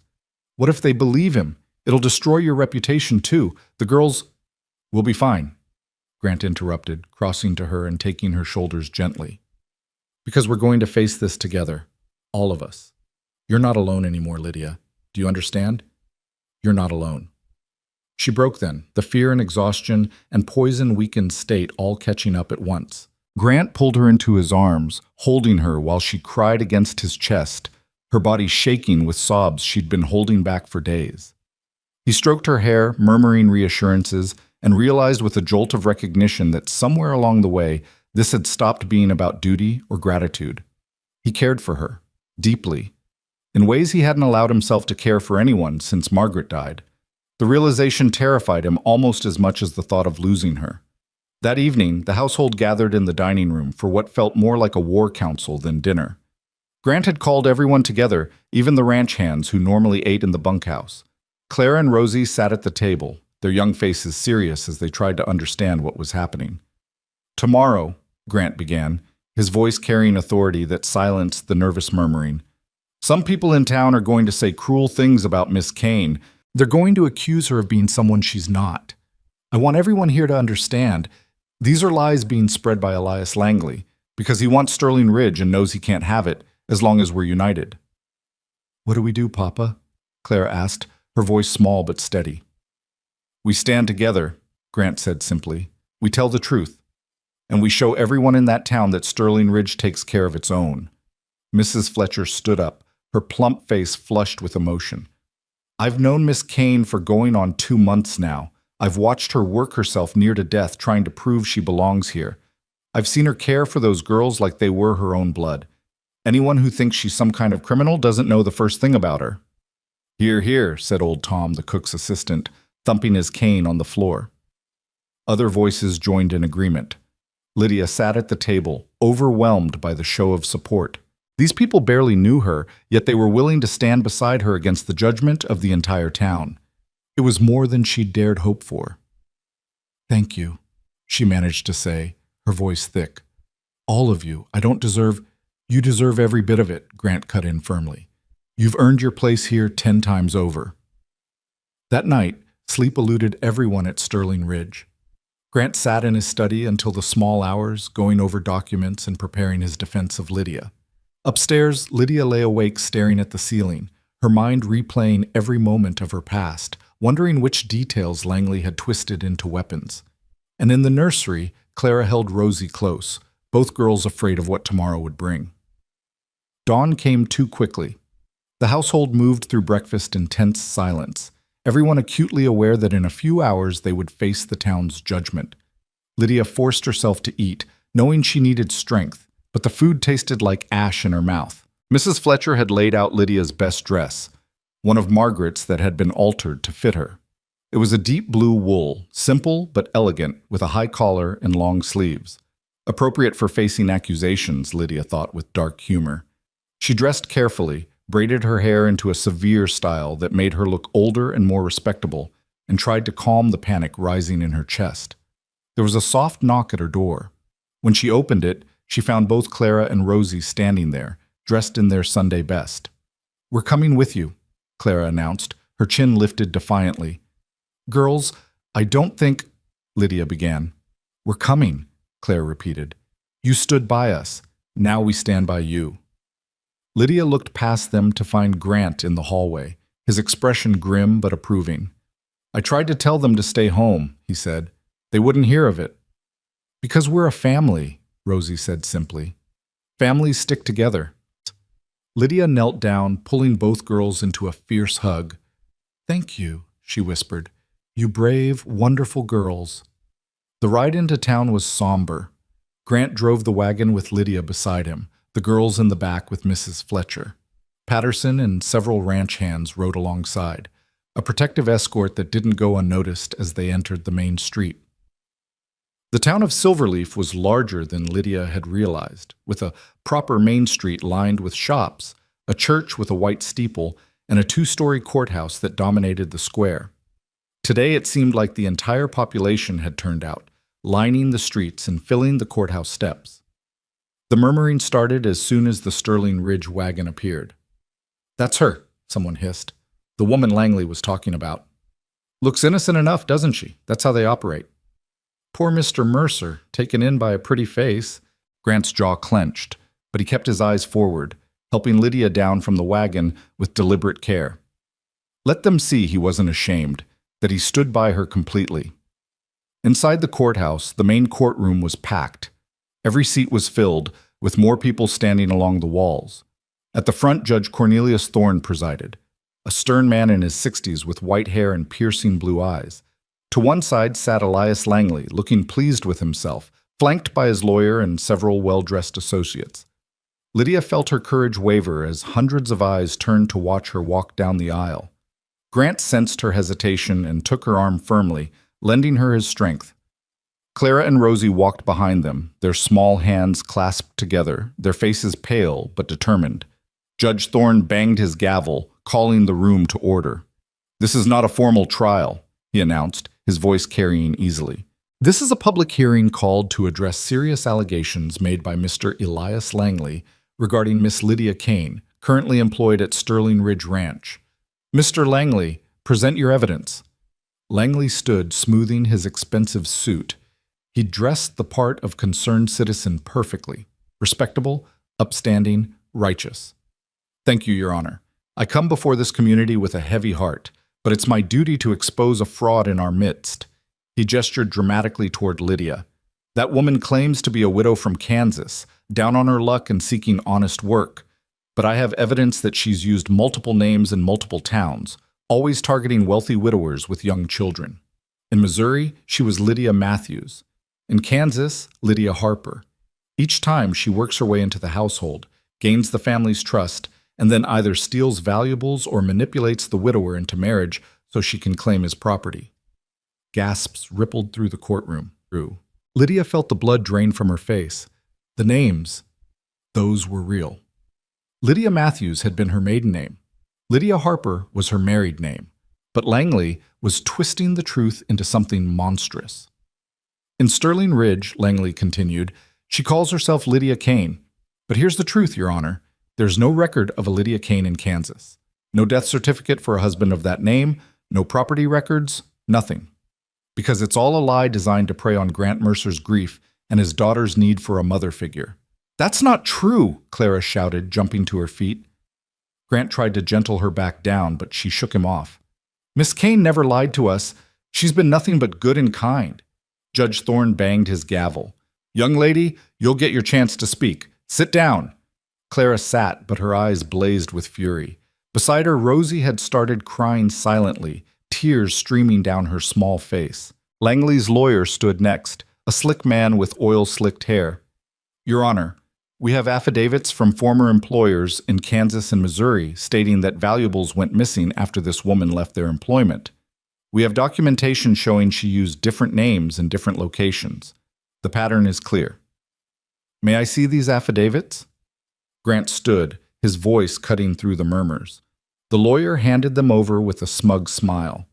Grant read quickly, his expression darkening. These are forgeries, he said flatly. This handwriting, it's all the same person trying to disguise their writing, and convenient that none of these witnesses are here in person to testify. Are you calling me a liar, Mercer? Langley demanded. Yes, Grant said bluntly. That's exactly what I'm calling you. You've manufactured this entire case because you want my land and saw Lydia as a way to destabilize my household. The courtroom erupted in chaos. Judge Thorne pounded his gavel repeatedly. Order! I will have order! When the noise finally subsided, the judge looked at Lydia directly. Miss Kane, you've heard the allegations. What do you have to say in your defense? Lydia stood on shaking legs. Every eye in the room was on her, judging, assessing, most already having made up their minds. She could feel the weight of their suspicion pressing down like a physical force. Your Honor, she began, surprised her voice came out steady. Mr. Langley is correct about one thing. I have used different names, but not for the reasons he claims. She took a deep breath, gathering courage. Lydia Matthews was my maiden name. I was born in Illinois and orphaned young. When I married Jacob Harper, I became Lydia Harper. We had a homestead in Kansas. We had a son named Samuel. Her voice broke on the name, but she pushed forward. Samuel died of fever when he was 2 years old. 6 months later, my husband died, not of illness, but of grief and despair. He took his own life. Shocked silence filled the courtroom. Even Langley looked caught off guard by her raw honesty. After Jacob died, Lydia continued, men came claiming we owed debts we'd never incurred. They took everything, the land, the house, every possession we owned. I tried to fight it, but I had no money for lawyers, no powerful friends to help me. So I left Kansas with nothing but the clothes on my back. She looked directly at Langley now, her voice strengthening. I used my maiden name Matthews because I wanted to leave that pain behind, to start fresh. But in every town, the whispers followed me. The woman whose husband killed himself, the mother who couldn't save her son. People looked at me like I was cursed, like tragedy was contagious. So when I came to Colorado, I chose a new name entirely, Kane, a clean slate. That doesn't explain the allegations of theft, Langley interjected. Because there was no theft! Mrs. Fletcher stood up from the back of the courtroom, her voice ringing with indignation. I've managed the Sterling Ridge household for 15 years. Every piece of silver, every valuable, everything is accounted for. Miss Kane has never touched a thing that wasn't hers to touch. That's because she hasn't had time yet, Langley shot back. Give her a few more months. You tried to kill her, Grant roared, his control finally snapping. The courtroom fell deathly silent. You couldn't buy Sterling Ridge, so you paid someone to poison her. When that failed, you concocted these lies to destroy her reputation instead. That's slander, Langley's lawyer said quickly. You have no proof. Tom Briggs, Patterson called out from the back, pushing forward through the crowd. One of Langley's men, who worked briefly at Sterling Ridge. He was the one who put belladonna in Miss Kane's food. He confessed before he fled the territory, and I have his signed statement right here. Patterson thrust a paper toward the judge, who took it and began reading, his expression growing darker with each line. Langley's face had gone white, then red. I had nothing to do with... The statement specifically names you, Judge Thorne said coldly, looking up from the document. Briggs claims you paid him $50 to cause trouble at Sterling Ridge, that you told him to make it look like an accident. He's lying! A desperate man saying whatever... Why? The question came from Lydia, cutting through Langley's protests. She stepped forward, her exhaustion and fear burning away in the face of righteous anger. Why do you hate me so much? I never did anything to you. I don't even know you. Langley's mask of respectability cracked, revealing the ugly truth beneath. You're nothing, he spat, a nobody from nowhere who thinks she can play at being quality. Mercer was vulnerable, his household in disarray. It was perfect timing. I could have bought Sterling Ridge for a song within a year. But then you showed up and started putting things back together, making him strong again, giving him a reason to hold on. So you tried to kill her, Grant said, his voice deadly quiet, because she made me strong. I tried to remove an obstacle, Langley corrected, his arrogance reasserting itself. If she'd died, you would have been broken completely. Sterling Ridge would have fallen apart, and I could have acquired it properly. The courtroom erupted. People who'd been judging Lydia moments before now turned their fury on Langley. Judge Thorne pounded his gavel frantically. Mr. Langley, the judge said when order was finally restored, you are under arrest for attempted murder and conspiracy. Sheriff, take him into custody. You can't do this, Langley shouted as the sheriff approached with handcuffs.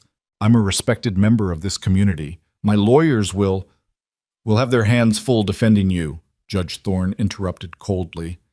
As for you, Miss Kane, he turned to Lydia and his stern expression softened slightly.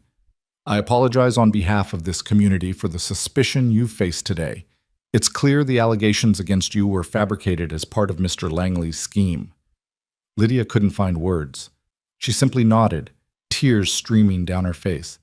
But it wasn't over yet. An old farmer stood up from the middle of the courtroom, his weathered face kind. Your Honor, if I may, I think there's something else that needs saying. Judge Thorne nodded permission. The farmer turned to address the crowd.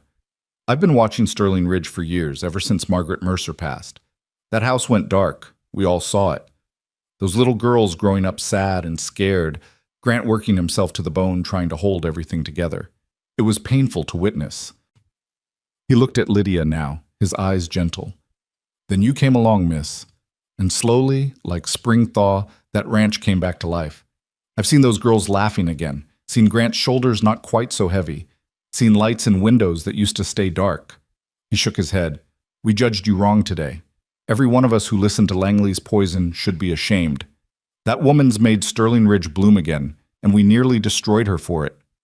One by one, people began standing, first a shopkeeper, then a ranch hand from a neighboring property, then a woman who'd sold Lydia cloth at the general store weeks ago.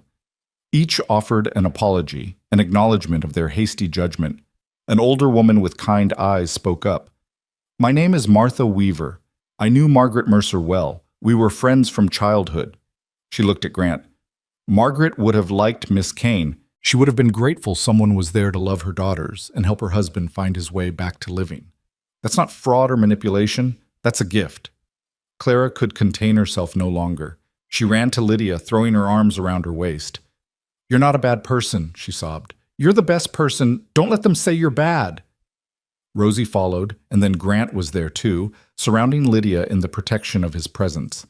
He looked out at the assembled townspeople, his voice ringing with unmistakable authority. She isn't your scandal, he said clearly. She's my salvation. This woman rebuilt my home, healed my girls, and taught us all to hope again. If any of you see shame in that, then you've forgotten what decency looks like. The silence that followed was profound. Then Martha Weaver began to clap, slowly at first, then with more vigor. Others joined in until the courtroom was filled with applause. Not everyone. Some still looked skeptical, some uncomfortable. But enough. Enough to matter. Judge Thorne banged his gavel one final time. This hearing is concluded. Miss Kane's name is cleared. Mr. Langley will face trial for attempted murder. He looked at Lydia with something approaching respect. Miss Kane, I hope you can forgive us for this circus. I can, Lydia said softly. Thank you, Your Honor. Outside the courthouse, the winter afternoon sun seemed impossibly bright after the darkness of that room. Lydia stood on the steps, breathing deeply, hardly able to believe it was over. Grant stood beside her, still holding her arm as if afraid she might collapse. "You were magnificent," he said quietly. "The way you stood up there and told the truth, even when it hurt, that took more courage than I've seen in a long time." "I had no choice," Lydia replied. "Living was the only way to fight the lies." Clara and Rosie pressed close on either side, and Mrs. Fletcher hovered protectively nearby. Patterson and the ranch hands formed a loose circle around them all, their message clear. Sterling Ridge protected its own. As they walked toward the wagon, a well-dressed woman approached hesitantly. She was perhaps 40, with graying blonde hair and kind eyes. "Mr. Mercer, Miss Kane, I'm Elizabeth Hartford. I run the school here in town." Grant tensed, but the woman smiled. "I wanted to apologize for my silence in there. I should have spoken up sooner." She looked at Lydia. "I've heard from other children about your work with Clara and Rosie, how bright they both are, how well educated. If you ever wanted to teach at our school, we could use someone with your skills." Lydia blinked in surprise. "That's very kind, but—" "She's needed at Sterling Ridge," Grant said firmly, but not unkindly. "But we appreciate the offer." Elizabeth nodded understanding. "Of course. I just wanted you to know that not everyone believed those terrible lies. Some of us simply didn't know how to help until it was almost too late." As they rode home, the sun beginning to set behind the mountains, an exhausted peace settled over the wagon. Clara and Rosie had fallen asleep against Mrs. Fletcher, their small faces finally relaxed. Grant handled the reins with steady hands, his profile strong against the golden light. "Grant?" Lydia said softly. "Hmm? What you said in there, about me being your salvation, did you mean it?" Grant was quiet for a long moment. Then he said, "Every word. You came into our lives when we'd forgotten how to live. You reminded us what it meant to be a family instead of just people sharing a house." He glanced at her, and in his eyes she saw a vulnerability he usually kept hidden. "I don't know what I would have done if Langley had succeeded, if I'd lost you." "But you didn't," Lydia said, her hand finding his on the seat between them. "I'm here. I'm not going anywhere." His fingers closed around hers, warm and strong. "Good," he said simply. "Because somewhere along the way, Lydia Kane, you stopped being just the woman who cares for my children. You became essential to all of us." The words hung between them, loaded with meaning neither was quite brave enough to explore fully. Not yet. But it was a beginning, a bridge being built between two wounded souls learning to trust again. Behind them, Mrs. Fletcher watched with knowing eyes and a satisfied smile. She'd seen this coming from the first week, the way Grant looked at Lydia when he thought no one was watching, the way Lydia's face softened whenever he entered a room. They were both too stubborn and scared to admit it yet. But love was growing in the spaces between their carefully maintained boundaries. As Sterling Ridge came into view, its windows glowing with lamplight in the gathering dusk, Lydia felt something settle deep in her chest. This was home, not because of the building or the land, but because of the people who lived there. The girls who'd let her into their hearts. The man who'd given her a chance when she had nothing. The woman who'd arrived at these gates in rags, begging for work, had finally found what she'd been searching for all along, not just shelter or employment, but belonging, purpose, family. And though she didn't know it yet, the hardest test was behind her. The accusations had been faced, the poison survived, the town's judgment weathered. What lay ahead wasn't threat or danger, but something equally terrifying in its own way. The possibility of happiness, of love, of allowing herself to hope for more than just survival. As the wagon rolled through the iron gates that had once seemed so forbidding, Lydia looked back one last time at the road behind them, the road that led to town, to the courthouse, to the accusations that had nearly destroyed everything. Then she turned forward toward the house that was now truly her home, and let the gates close behind her with a sense of finality that felt like freedom. Winter settled over Sterling Ridge with a gentleness that felt like benediction. The snow that had seemed threatening in November now blanketed the ranch in pristine beauty, transforming the landscape into something from a fairy tale. And inside the white-painted house with its green shutters, Life bloomed in ways none of them had dared imagine just months before. The days following the courthouse hearing brought changes both subtle and profound. The townspeople who'd been so quick to judge now went out of their way to demonstrate their support. Mrs. Hartford stopped by with books for the girls' education. The general store owner refused payment for supplies, insisting it was the least he could do after that ugliness. Even the minister called to personally apologize and invite the family to Christmas services. But the most significant change was happening within the walls of Sterling Ridge itself, in the careful way Grant and Lydia moved around each other now, aware of something growing between them that neither quite knew how to name. It was Clara who noticed first, with the piercing observation of a 9-year-old who missed nothing. One morning in mid-December, as Lydia was helping her with arithmetic, the girl looked up from her slate and said matter-of-factly, "Papa smiles more when you're in the room." Lydia's hand faltered, nearly dropping the chalk. "What?" "Papa," Clara repeated patiently.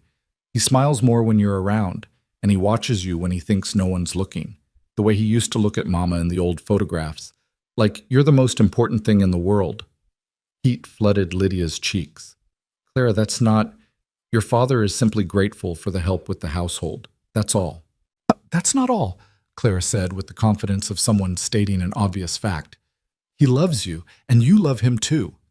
I can tell." Before Lydia could formulate a response, Rosie piped up from where she sat practicing her letters. "Are you going to marry Papa? Because if you do, you could be our real mama forever and ever." Lydia's heart twisted. "Girls, it's not that simple." "Why not?" Rosie asked with 5-year-old logic. "You love us. We love you. Papa loves you. That's how families work." "Your father and I haven't discussed anything like that," Lydia said carefully, trying to keep her voice steady despite the way her pulse was racing. "And even if there were feelings involved, there are many complicated reasons why." "Complicated is just another word for scared," Clara interrupted, far too wise for her years. "You're both scared because you lost people you loved. But Miss Kane, you taught me that being brave means doing things even when you're frightened. Doesn't that apply to grown-ups too?" Lydia stared at this remarkable child, struck speechless by the truth in her words. Before she could respond, Grant's voice came from the doorway. "Clara, Rosie, go help Mrs. Fletcher in the kitchen. She's making gingerbread cookies." The girls exchanged knowing glances and scampered out, leaving Lydia alone with Grant. The silence stretched between them, heavy with unspoken things. Finally, Grant crossed to the window, his back to her. "I'm sorry," he said quietly. "I've been trying to keep them from... I know they've gotten attached to you, and I should have been more careful about managing their expectations." "Managing their expectations about what?" Lydia asked, her voice barely above a whisper. Grant turned to face her, and the raw vulnerability in his expression stole her breath. "About us. About the future. About things I have no right to hope for." "Grant, let me finish," he said, his voice roughening with emotion. "When you came here, I told myself you were just help. Someone to care for the girls while I focused on keeping this ranch running. But somewhere along the way, that changed. You changed everything, Lydia. The way the house feels, the way my daughters laugh, the way I... He stopped, struggling for words. "The way I wake up in the morning, and the first thing I think about is whether you're downstairs yet. The way I find excuses to be in whatever room you're in. The way seeing you smile at my daughters makes my chest feel too tight." Lydia couldn't breathe. Every word was stripping away the careful defenses she'd built around her heart. "I know it's too soon," Grant continued, taking a step toward her. "I know you came here looking for work and shelter, not some widower with his own broken pieces. But I can't keep pretending I don't feel what I feel, that I don't want what I want." "What do you want?" Lydia whispered. Grant closed the distance between them, his hands coming up to frame her face with a gentleness that made tears spring to her eyes. "You," he said simply.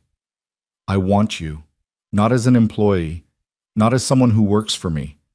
I want you as my partner, my equal, the person I build a life with.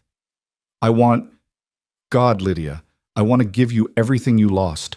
A home that's truly yours. A family, security, love. I want to wake up beside you every morning and know that you're choosing to stay, not because you have nowhere else to go, but because this is where you want to be."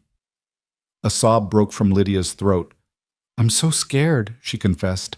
"I'm terrified of losing again, of building something beautiful and watching it get destroyed. I don't know if I'm strong enough to survive that a second time." "Then we'll be scared together," Grant said, his thumbs gently wiping away her tears. "And we'll be strong together, too. I'm not promising nothing will ever hurt us again. Life doesn't work that way.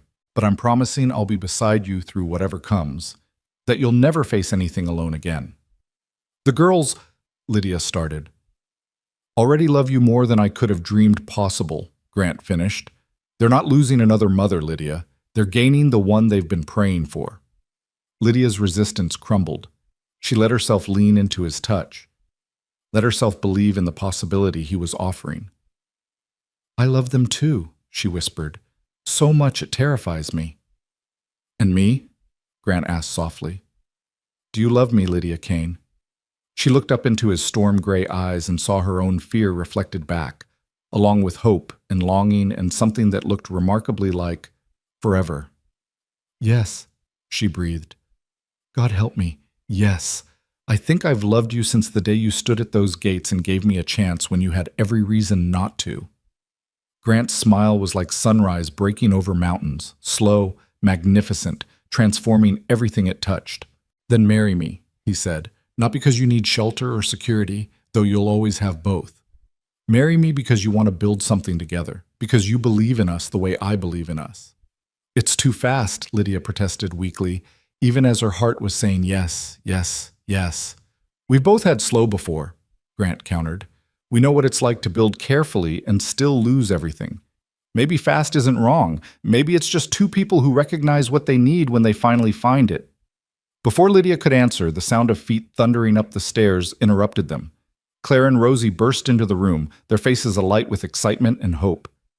"Did you ask her?" Rosie demanded, bouncing on her toes. "You were listening at the door, like," Grant said, not sounding particularly upset about it. "We wanted to hear," Clara said unapologetically. She turned to Lydia, her young face serious. "Please say yes, Miss Kane. We need you, not just as someone who takes care of us, but as our family, as our mother." Rosie threw herself at Lydia, wrapping small arms around her waist. "Please, please say yes. We'll be so good, and we'll help with everything, and we'll never make you sorry." Lydia looked down at these two remarkable girls who'd let her into their wounded hearts, then up at the man who'd somehow become essential to her very breathing. Her past was full of loss and pain, but her present was full of love and possibility. "Yes," she said, the word coming out stronger than she expected. "Yes, I'll marry you." The celebration that erupted was joyous chaos. Rosie shrieked with delight while Clara tried to maintain her composure but failed spectacularly, laughing and crying at once. Grant pulled Lydia close, pressing his forehead to hers in a moment of profound gratitude. "You won't regret this," he promised. "I know," Lydia said, and meant it with every fiber of her being. The news spread through Sterling Ridge like wildfire. Mrs. Fletcher cried happy tears and immediately began planning the wedding. Patterson, gruff as always, simply nodded and said, "About time, Mr. Mercer." Sarah the maid squealed with delight and offered to help make Lydia's wedding dress. Even the ranch hands celebrated, breaking out a bottle of whiskey in the bunkhouse to toast their boss's good fortune. When Grant took Lydia into town 2 days later to purchase a ring, they found the community's attitude had transformed completely from the hostility of the courthouse hearing. Shopkeepers congratulated them warmly. Women who'd been part of the whispering crowds now stopped to wish them well. The jeweler, a kind man named Mr. Solomon, brought out his finest pieces. "This one," Grant said immediately, pointing to a silver band with a small sapphire surrounded by tiny diamonds. "It matches her eyes." "It's too expensive," Lydia protested, though her heart ached with longing at the ring's simple beauty. "Nothing's too expensive for you," Grant said firmly. He turned to Mr. Solomon. "This is the woman who saved my family, who gave my daughters their hope back, who reminded me that life could be more than just surviving. Whatever that ring costs, it's not enough." Mr. Solomon smiled. For Sterling Ridge, and for a love story like yours, let's call it a wedding gift, with my compliments." "We couldn't possibly," Lydia began. "You could, and you will," the jeweler said gently. "My daughter died 2 years ago in childbirth, left behind a husband and 3 babies who didn't know how to go on without her. They're still struggling, but seeing your family, seeing how love can rebuild what grief destroyed, that gives people like them hope. So please, take the ring. Let it be my contribution to your happiness." Lydia accepted with tears streaming down her face, and Grant slipped the ring onto her finger right there in the shop. It fit perfectly, as if it had been made for her. The weeks before Christmas passed in a blur of preparation. Mrs. Fletcher threw herself into wedding planning with the enthusiasm of someone who'd been waiting years for something to celebrate. The ceremony would be simple, held at Sterling Ridge on Christmas Eve, with just family and close friends in attendance. But first, there were traditions to honor. One evening, Grant pulled Lydia aside after dinner. "Come with me," he said quietly. "There's something I need to show you." He led her upstairs to the master bedroom, his room, which Lydia had cleaned many times but never truly entered. Now he opened the door wide and gestured for her to step inside. It was a beautiful space, masculine but not stark, with a large 4-poster bed and furniture of rich, dark wood. But what caught Lydia's attention was the wall of photographs, Margaret, young and lovely and laughing in various moments of life. "I need you to understand something," Grant said, standing behind Lydia and resting his hands gently on her shoulders. "I loved Margaret. She was my first love, my partner, the mother of my children, and part of me will always love her memory." Lydia's heart clenched, old insecurities rising. "I know, I would never expect, but," Grant continued, turning her gently to face him, "loving you doesn't diminish what I felt for her. Love isn't finite, Lydia. The heart doesn't run out. Margaret would want me to be happy. She'd want our girls to have a mother who loves them. And she'd like you, I know she would. You're strong like she was, kind like she was, and you've brought this family back to life the way she'd want." "I'm not trying to replace her," Lydia said softly. "I know. You're not a replacement. You're something new, something equally precious but different. Your own person, with your own place in this family." He paused, then added, "I'm going to keep these photographs up. Is that all right?" Lydia looked at the images of the woman who'd come before her, feeling not jealousy, but a strange kinship. Margaret had loved these people first, had built the foundation that Lydia was now being invited to continue building upon. "Of course it's all right," she said. "The girls should never forget their mother, and I want to honor her memory too. She created this family. I'm just blessed enough to be welcomed into it." Grant kissed her then, soft and sweet and full of promise. When they broke apart, he said, "After we're married, this becomes our room. I'll have it redecorated however you want. New curtains, new furniture, anything that makes you comfortable." "I don't need new things," Lydia said. "I just need you." The days leading up to Christmas Eve were a whirlwind of activity. The house was decorated with evergreen boughs and red ribbons. An enormous tree was cut from the property and set up in the parlor, where Clara and Rosie spent hours making paper ornaments. In the kitchen, Mrs. Fletcher supervised the preparation of enough food to feed an army, a wedding feast that would double as Christmas dinner. Lydia worked on her dress with Sarah's help, altering one of Margaret's most beautiful gowns, a cream silk with delicate lace at the collar and cuffs. When she tried it on, Sarah gasped. "You look like a princess," the young maid breathed. Lydia studied herself in the mirror, hardly recognizing the woman looking back. Just months ago, she'd been in rags, begging at gates. Now she wore silk and lace and a ring that caught the light like captured stars. The transformation felt like a dream. Clara appeared in the doorway, having snuck away from her lessons. "You look beautiful," she said softly. "Like you belong here. Like you were always meant to be here." "Come here, sweetheart," Lydia said, opening her arms. Clara came willingly, and Lydia held her close. "Thank you for letting me into your heart. I know it wasn't easy to trust again." "You made it easy," Clara said. "You never tried to be Mama. You just tried to be yourself, and that was exactly who we needed." On Christmas Eve morning, Lydia woke before dawn, her heart racing with a mixture of excitement and nerves. This was it, her wedding day. The day she would officially become part of the family she'd come to love so desperately. Mrs. Fletcher brought her breakfast in bed, a luxury that made Lydia protest until the housekeeper fixed her with a stern look. "You're the bride. You'll eat your breakfast in bed, and you'll take your time getting ready, and you won't argue with me about it." So Lydia ate slowly, savoring each bite, letting herself feel the full weight of this day. When she finally rose to dress, Sarah and Mrs. Fletcher helped her, fussing over every detail. The cream silk dress fit perfectly, the alterations invisible. Her hair was swept up in a soft style with small white flowers woven through. She wore no jewelry except Grant's ring and a simple silver cross that had belonged to her grandmother. "Ready?" Mrs. Fletcher asked, her eyes suspiciously bright.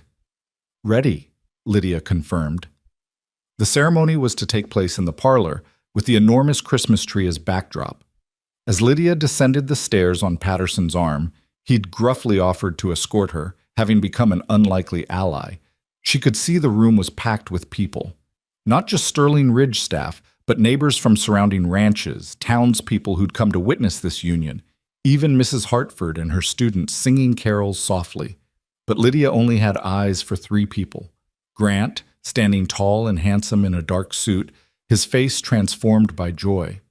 And beside him, Clara and Rosie in matching green velvet dresses, their faces glowing with happiness. The minister, the same one who'd apologized after the courthouse hearing, stood before them with a Bible. As Lydia reached Grant's side, he took her hand, his touch warm and steady.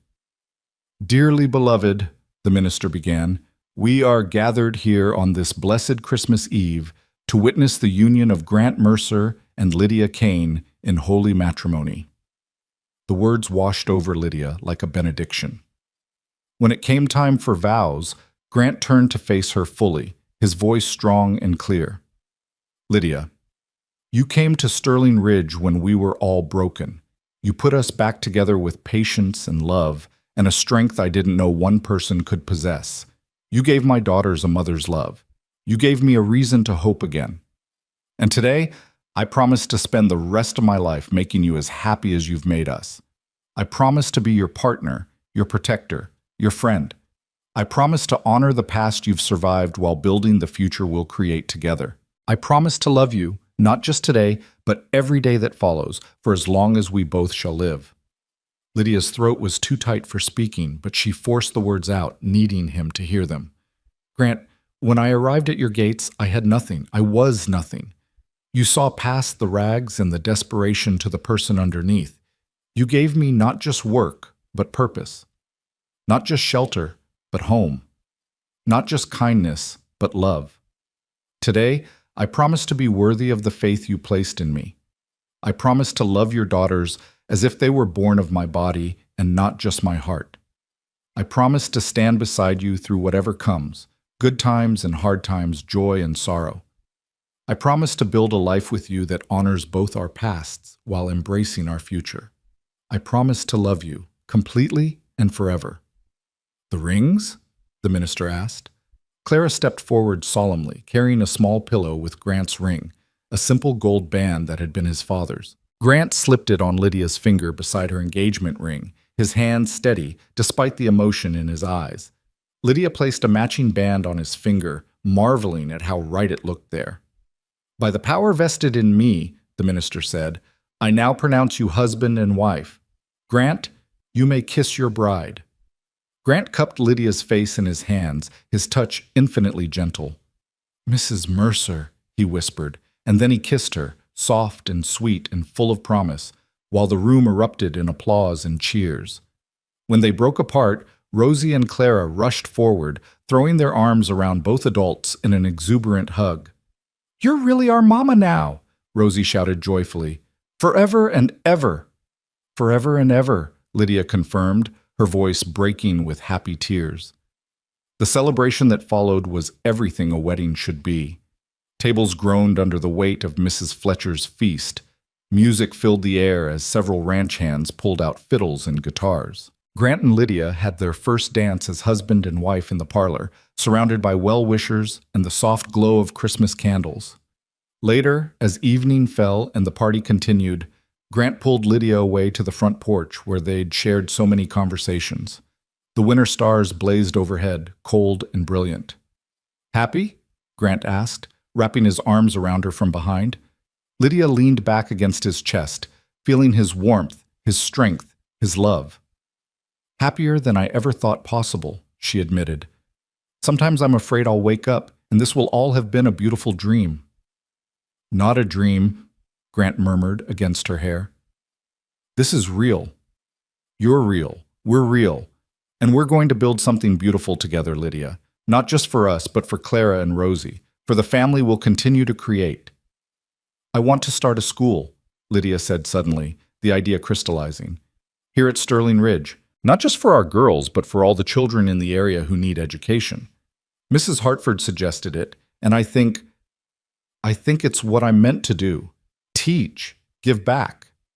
Grant turned her in his arms to face him. Then we'll build a schoolhouse right here on the property. You can teach, and we'll make sure every child who wants to learn has that opportunity. You'd do that? Lydia, Grant said seriously, I'd do anything to see you shine. Your dreams are my dreams now. Your hopes are my hopes. That's what partnership means.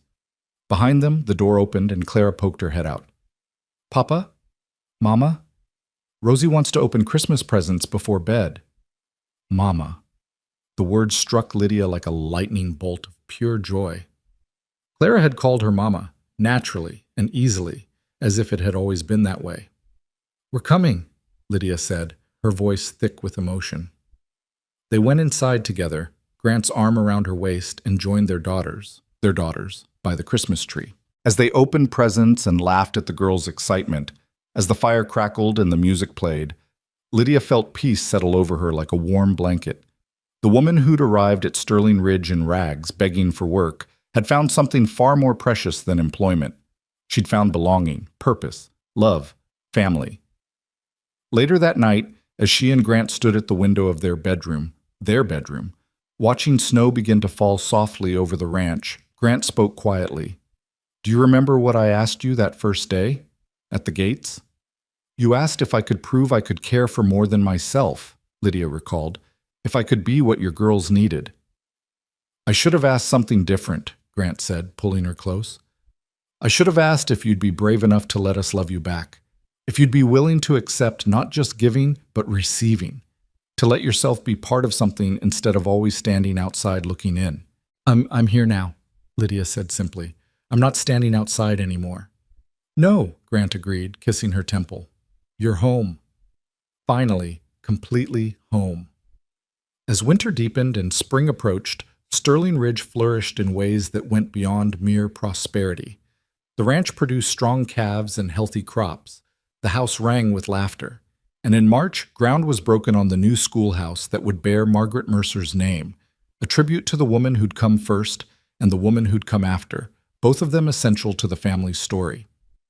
Lydia taught her first class that autumn, with Clara and Rosie sitting proudly in the front row alongside a dozen other children from neighboring ranches. She taught reading and arithmetic and geography, but more than that, she taught her students about resilience, about how loss doesn't define you, about how the hardest thing in life is allowing yourself to hope again after you've been broken.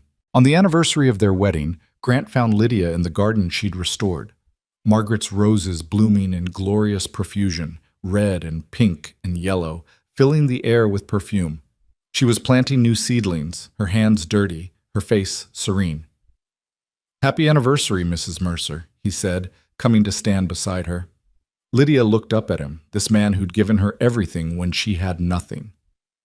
You came here in rags, asking for work, Grant said softly, echoing that first day. And I asked you if you'd be the mother my girls needed. And now? Lydia asked. Grant pulled her to her feet, handing her a small wrapped package. Inside was a silver locket.